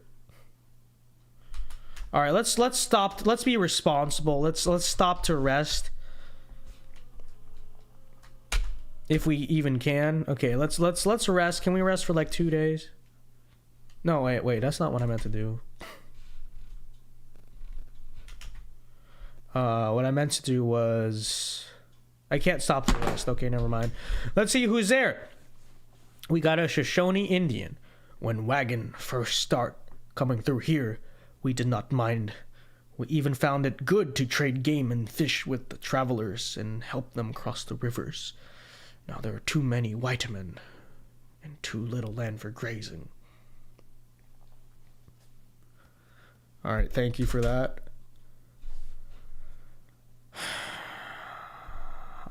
I think we're almost out of Oregon, so maybe... we have to cross the river. It is 20 feet deep. All right, I don't know if George Santos is going to help with that one. Let's just take a ferry across. I'm black-pilled. I'm not confident in myself. Now, I would be confident in myself if Celinda Hines did not completely just destroy my ego here, okay? So, fine. There goes the ferry. That's the USS... You brokey, you're not getting no Celinda Hines. So true. All right, let's get food. Okay. No. You don't have food, Vince. Yeah? Not like Celinda Hines needs to eat anymore anyway. All right. Does anything want to show up on the screen? Come on. Ridiculous. Are there no bison? Can we get some bison? Can we get something? Can we get an octopus? Can we get something? 67 pounds. What are you going to do with 67 pounds of meat? I could not feed a squirrel for 67 pounds of meat. Much less Celinda Hines, who requires several thousand pounds. Many of which she is putting on, some are saying. Okay? It's just not going to happen. It's just not going to happen. All right, there we go. 64 pounds. That's not enough to feed a groundhog.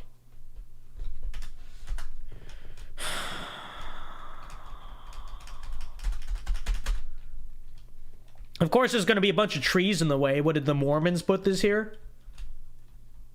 Probably. They won't let me. They will not let me pass. Get him! We got a bear. Okay, we're so back. We are so back. We got a bear, and it was not the Matt Big Louie type of bear. It was the real bear. All right, whatever. It's 100 pounds. Who even cares? Who even cares? Here we go. In the words of Socrates, we have never been more back. So true. How much ammo do you have left? Okay, listen, Lily. Listen, Millie. Lily. We have enough. I always have. I'm always strapped with adequate ammo. Okay? Bro, just go to McDonald's.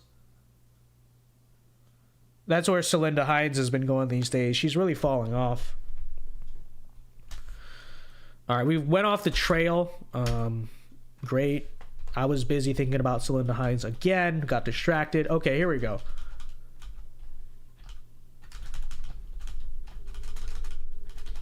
Okay, can I do something here? What's going on? Celinda Hines is going to be the death of this party. You know, they say the Donner Party faced winter. It wasn't winter. It was the fact that the leader of the party met a woman named Celinda Hines. And things were never the same. Burgundy Blue for $5 says, Vince, how do you ever expect to become doctor? Okay, well, Vince, how do you ever expect to become doctor when you don't make time study for test tomorrow? All you do is sit for Celinda Hines ketchup. Father, I'm sorry, Father. This is real. This is why I disgraced the family. Okay? This is why I will never be doctor. I will only do railroad. Okay? I'm this the 1800s. There's only three things I can be. I be doctor, I be miner, or I work on a railroad. Okay, I work on a railroad. And that's gonna be me. I'm not even looking at the screen, which I probably should be. Oh, you got to work a railroad. Oh. 62 pounds. You bring home 62 pounds of meat. That's not enough to make beef chow fung. Oh, you miss. You miss. You are no good. You are no good at this. You are a noob. My Asian eyes, they cannot see. So true. Oh, hello. Hello there, Miss, Okay, whatever. I don't even care. Enclave Nationalist for $5 says, I just wanted to inform you that I've already pissed Celinda Hines. I can't even read. I'm not even like paying attention. Already impressed Celinda Hines with my vertebrate, and we are planning on getting married. Well, screw you too, dude. Okay? I never liked her anyway. I never did. Never once. Bro, she's mid anyway, bro. Bro, is she a mid anyway? You think I care? You think I care? Okay. You think I care about the broad? She not a loyal anyway. She going to run off with Alonzo. Alonzo just like you, okay? It's just so true. This is so true.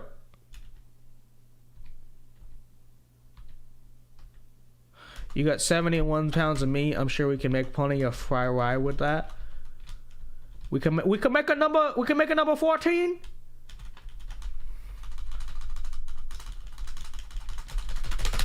I don't even care. I'm so over this game already. I don't care. I don't care. We might as well just starve and see if we can make it to Oregon on starvation at this point. This has gone on way longer than I thought it would. All right? But any last chats or super chats you want to send them in while I'm playing the game, because we're just going to end the stream after I am done with this. But, okay. All right, 70 pounds. That's enough. That's enough. Many a beef chowafung was made with this, okay. Soda Springs. Yes, let's see if there's soda in the springs. This is immodest. How dare these, look at these harlots. Look at these harlots. See, this would never have happened in the 30s, but now that it's the 1850s, late 1840s, is this what the 1850s is going to be? The slippery slope of the suffrage movement, okay? First, they just wanted the right to vote, and now here they are dipping their feet in the water. What has become of this country? Truly, what has become of it? Can we bring some modesty back, please? Absolutely indecent and disgusting and harlot behavior, okay? They all ought to be ashamed of themselves. Dude, congrats on all the new subscribers. Thank you very much, Winnie. Appreciate it. Ankles. Yeah, I know. How dare they? These harlots. How dare they?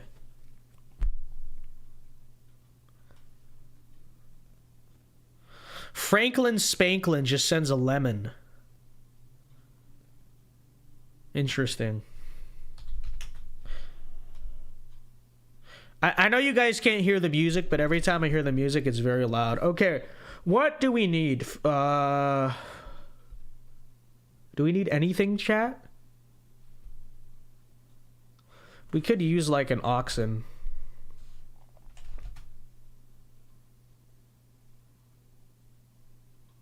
Let's buy some ammunition just to be safe. All right. On we go. From Fort Hall. How long is the Oregon Trail? Oh my gosh. Okay, there's no Celinda Hines. I don't care. Frankly, I don't care if we make it or not. Like, who cares? I'm demoralized. I'm very black-pilled. Okay? Because I'm out here getting cucked by Enclave Nationalist and Alonzo. Okay, two guys at once. Celinda is off doing who knows what in Independence, Missouri. And I'm going to Oregon for what? For what? To build an empty house? With George Santos and Vladimir Putin? What is the value proposition here? I just don't get it. I just don't get it. I'm very depressed, unironically. We got this Indian just like, I don't know what he's doing. Is he telling us to jump off the cliff? Is he Fed posting? Like, what's he doing with his arms there? I have no idea. We got Big Louie again. We have Big Louie again. I'm done with this game. I can't do it. I can't do it, chat. We got Mormons stalking us. We got Big Louie. Oh, see that snake in the wild river? That's the snake. Many a craft's been swamped in her foaming the rapids, honey. You are revolting, Big Louie. Who gave you permission to follow me on this trail? Okay?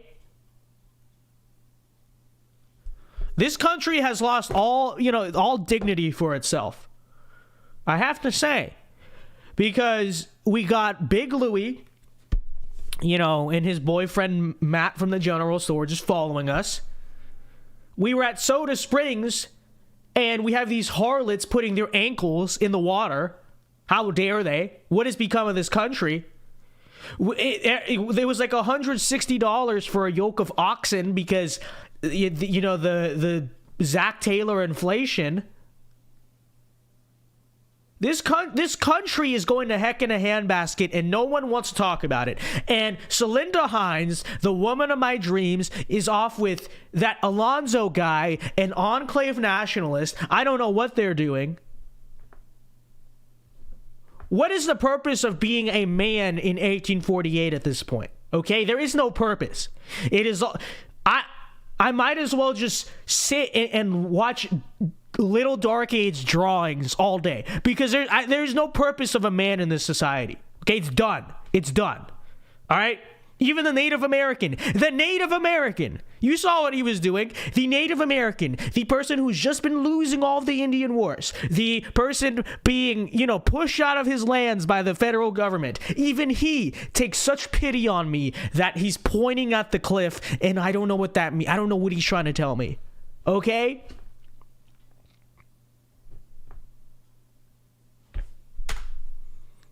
It's literally so over. It has never been more over than it is right now. And now we got a river that is 1,000 feet and 6 feet deep in the middle. I wasn't aware that the Amazon River runs through the middle of the United States. I wasn't aware we have the Amazon and the Nile here in the same river in one continent, and that's North America. I wasn't aware. You're telling me this for the first time. I guess you learn something new every day. This is literally 1784. It's so true, Felice. It is so true.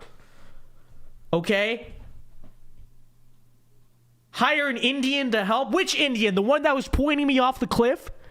The Indian that was pointing me off the cliff? Is that the Indian I'm supposed to hire? Or is it going to be Big Louie dressed in red face? Oh, honey, trust me, I'm an Indian. I know all about these parts. I am not trusting that. We are, you know, whatever sense of pride I have left, we're not listening to Big Louie disguised as an Indian. We're caulking across. Here we go. This is our redemption.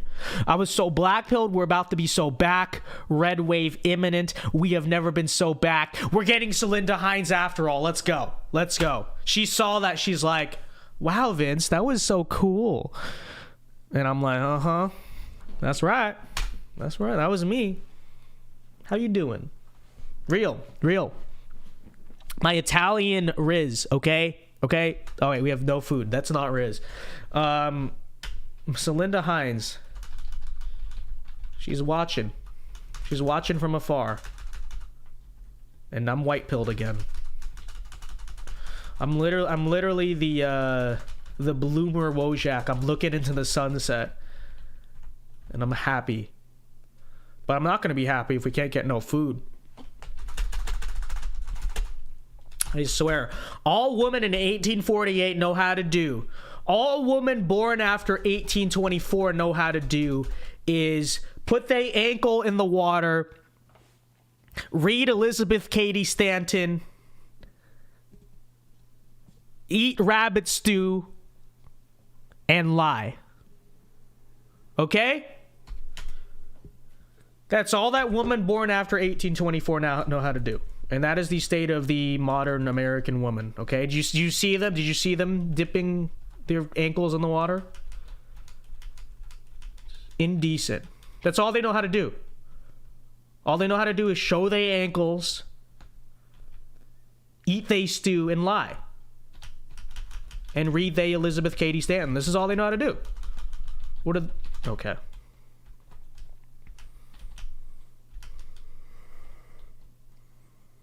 VinceDao, thoughts on the Little Dark Age meme? I'm gonna need some Little Dark Age memes after this horrible... We got a broken wagon tongue. I'm sure Big Louie was very much involved. You were unable to repair it. Great. Glad to know I don't know how to do anything. Celinda Hines is like, oh, what a loser. He is. He's like, what? She is. She is watching. We have another thief. He has come during the night and he has stolen 16 bullets. It's so over. What is the point? What is the point of trying anymore? How do you steal bullets when we have okay, I don't know anymore, chat. All right. All I know is Celinda Hines is not impressed. I thought this game releases next year for PS5. It's crazy you get early access. Well, when you're a star, they let you do it. When you're important, such as it's you're allowed to do it. I guess Vladimir Putin. Oh, okay. Well, rest in peace. So there's Celinda Hines. She now has children. The husband is not me. And even the ox is like, you took an L, dog. Dog, you got no riz, dog. That's what look at the face of the ox. That's literally what he's saying at me. Hey, bro, that was a fat L, bro. You know, screw you too, ox. Why don't you go get her number then? Man. Aunt Rebecca. Thank you, Aunt Rebecca. Can I buy supplies? All right, let's just buy some food because I keep forgetting to buy food. So let's just buy 200 pounds of food. That's all our money. I don't care. I don't care anymore. I'm literally losing my mind. I'm going insane. Okay, we can't do this. We're literally so not gonna make it. Health is poor. Fine, we'll stop to rest. I guess. Not that I care. Not that I care at all. Okay. Vince is full nihilist mode at this point. He does not care. It makes no difference to me. Enclave Nationalist for 2 says those are my children. How do I tell you to heck off in 1800s language? You whippersnapper. You absolute scallywagger. Okay?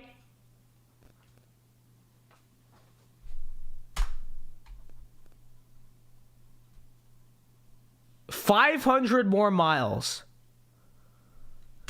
I can't do it, chat. I want to give up. Heavy fog. Well, turn on your fog lights.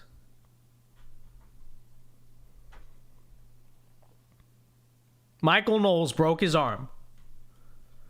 He was smoking too many cigars and he broke his arm.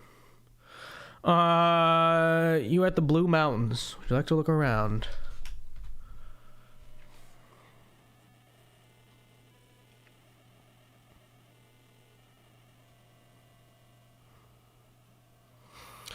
We have mountains, and they are blue. That's why they're called the Blue Mountains. Let's see, is Big Louie? Oh, we got Marnie Stewart. Oh, second chance, boys. Second chance.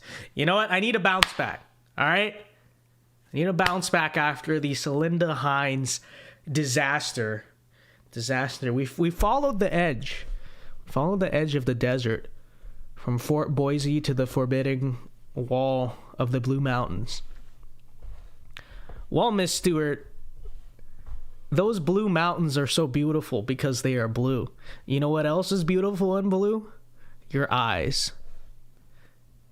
Honey, your eyes are so beautiful. Okay? Just like they're the same color of the mountains. This is real.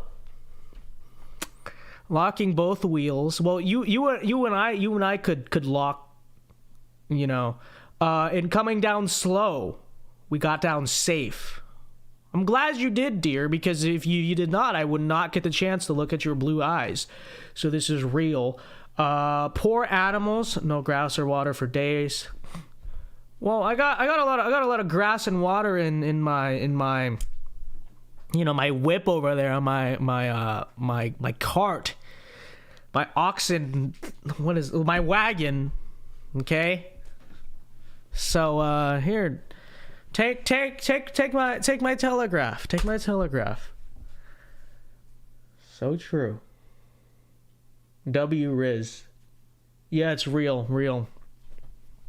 I think she's into me. I think she likes me. Okay. How long is this trail, dude? Bad water. The water is fine. Very little water. Well, you just said it was bad. And now we've broken a wagon axle.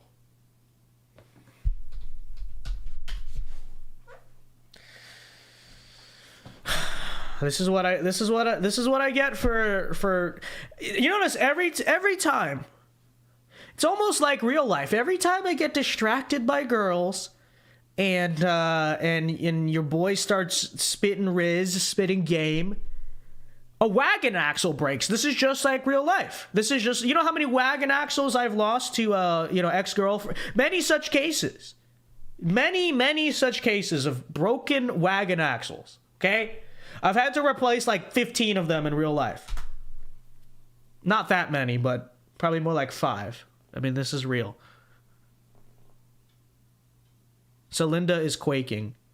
Celinda's jealous of me now. Now I'm living the life of 16 pounds of food and fair health. Okay, how are you supposed to compete? Chat. How are you supposed to compete with dudes like this? Look at this Chad right here. Okay? This guy, like, sharp chin, beard. How are we supposed to... He's rizzing 2 Native American women at once. How are we supposed to compete with this? No wonder Celinda Hines won't talk to me. Can we trade for food? No, we're not giving you food, immigrant. Michael Knowles has a fever. Great. All right. We have not hunted for food in quite some time. Let's do that. Oh, look at that. Oh, look at that. Look at that Marnie Stewart. Look at that Celinda Hines.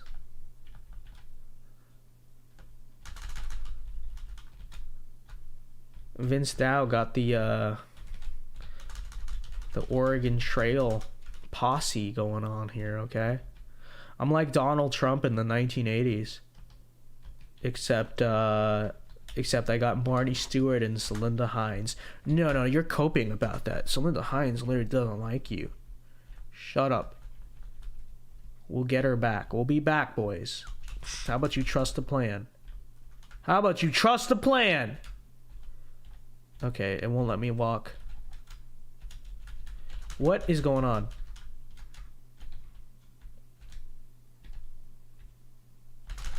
Come on. There we go.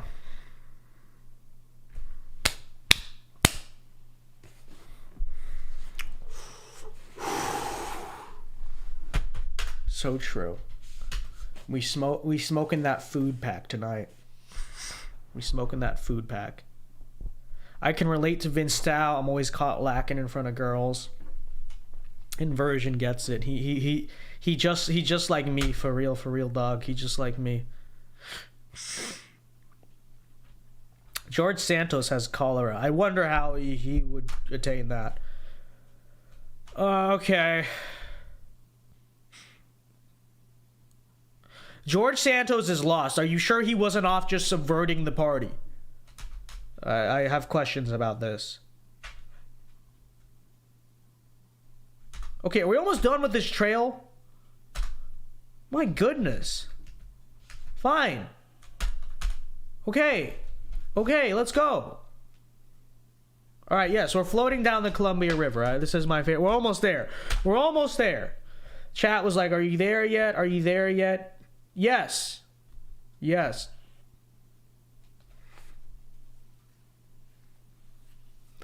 Never mind. I was too busy thinking about Marnie Stewart, and then Michael Knowles drowned, and we lost 42 pounds of food. I don't know what's going on. Ditch Santos. Yes. How does he, the one who's still with us after this long and arduous trail? We lost Vladimir P. We lost Michael N.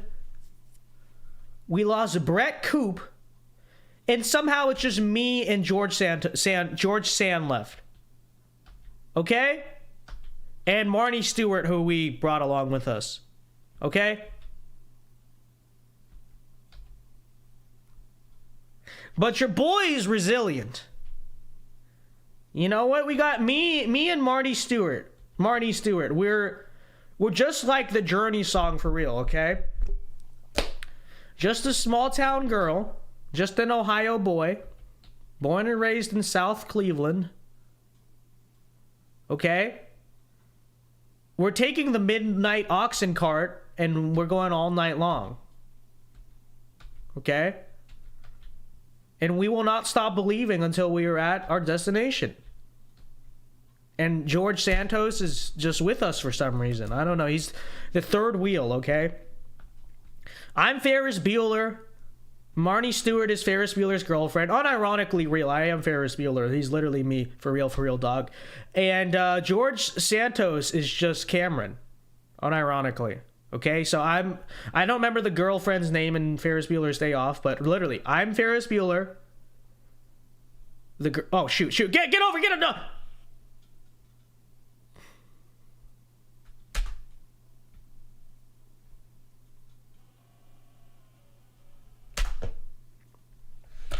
They said we couldn't do it. They said it would never be done. They said it was impossible. Many said this. They said it could. They said it couldn't be done. We got me. We got Marnie. We got George Santos still with us for some reason. But it is done. It has been done, chat. Somehow. Vince proved the haters wrong. You know who I really proved wrong? Celinda Hines. Okay? It is truly Celinda Hines that took the biggest L. Celinda L. Hines. Flex on what's her name. Celinda Hines, real. We got me, Marnie Stewart. How many points did you get? I don't even care, frankly. But let's take a look. 873 points. I think that's a world record performance, if I'm going to be completely honest with you. Oh, points are doubled as for going as a carpenter. Well, for once, this Ohio boy and his Ohio fried chicken, we've made it out. Okay? And now I'm fresh out of London. It's so true. All right.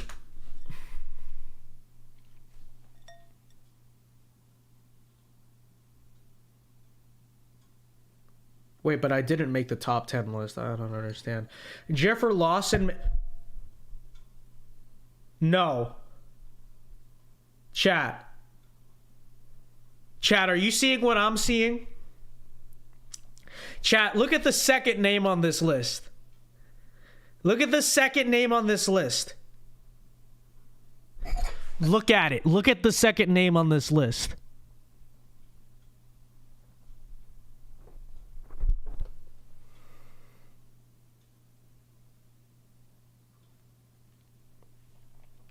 You know, just when I thought I'd finally W Riz, just when I thought I'd taken some form of a W, Celinda Hines, whose frankly last name should be changed to something else that starts with H, but Celinda Hines. Was the journey worth it? No, it was not. I incredibly regret this. And you wonder why men are so disaffected with society in 1848.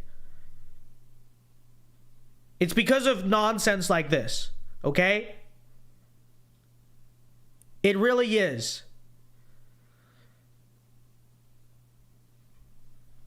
I don't even know what to say.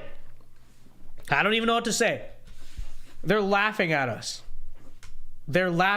Chat. Celinda Hines is like, oh, Vance. You were so sweet, but you were never for me. You just weren't good enough for me. Nonsense. I can't even put my name in. It won't let me. It's like you literally suck so bad you can't even type your name in. Let's see, it won't let me. I don't know. All right, well, we took a massive L tonight, boys. I don't know what else to say. This is an M. Night Shyamalan twist. So true. Thank you for the 2. Well, that'll do it here tonight, folks. I don't know what else to say. I thought we had it. Okay? I thought we had the W Riz. Marnie Stewart, she was much cuter, much nicer eyes.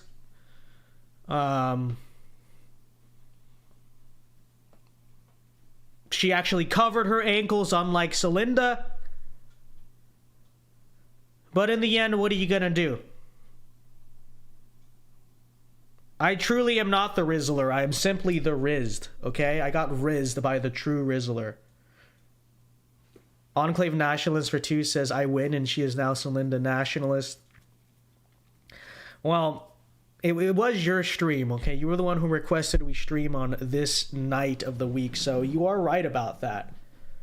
But okay, folks, that'll wrap up this stream. I might have to put my hoodie up out of shame. It won't fit. I don't know.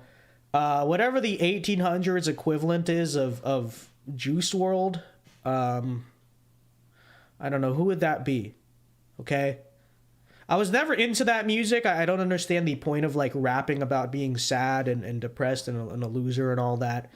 Never been my cup of tea. But now I get it. Now I understand the sentiment. Now I fully understand why people like to listen to emo music and neo-emo music. Lily Meek says, when's the next stream? I don't know. Probably like Friday or something, assuming that Celinda Hines has not ended my career by that point. My disappointment is immeasurable. My day is ruined. Real and true. But okay, ladies and gentlemen, thank you very much for watching this stream. Thank you for 100,000. Even if that 100,000 is a little bit bittersweet because of one Celinda Hines. What are you going to do? You can't win them all. So thank you very much for watching. Be sure to leave a like before you go. How many likes are we at right now? I can't even see. Celinda Hines is blocking my view of the browser. Okay, well, whatever. Thank you very much for watching. I gotta go. This stream went like an hour and a half later than it was supposed to. Thank you, Oregon Trail. Thank you, Celinda Hines. Not only did you destroy my ego, not only did you play me, not only did you break my heart, you also wasted like an hour and a half of my time. All right. Thank you very much for watching, folks. Leave a like and subscribe. And peace. Peace. Oh, wait. Hold on. Hold on. Okay. Thanks for watching, guys. Have a good night. See you.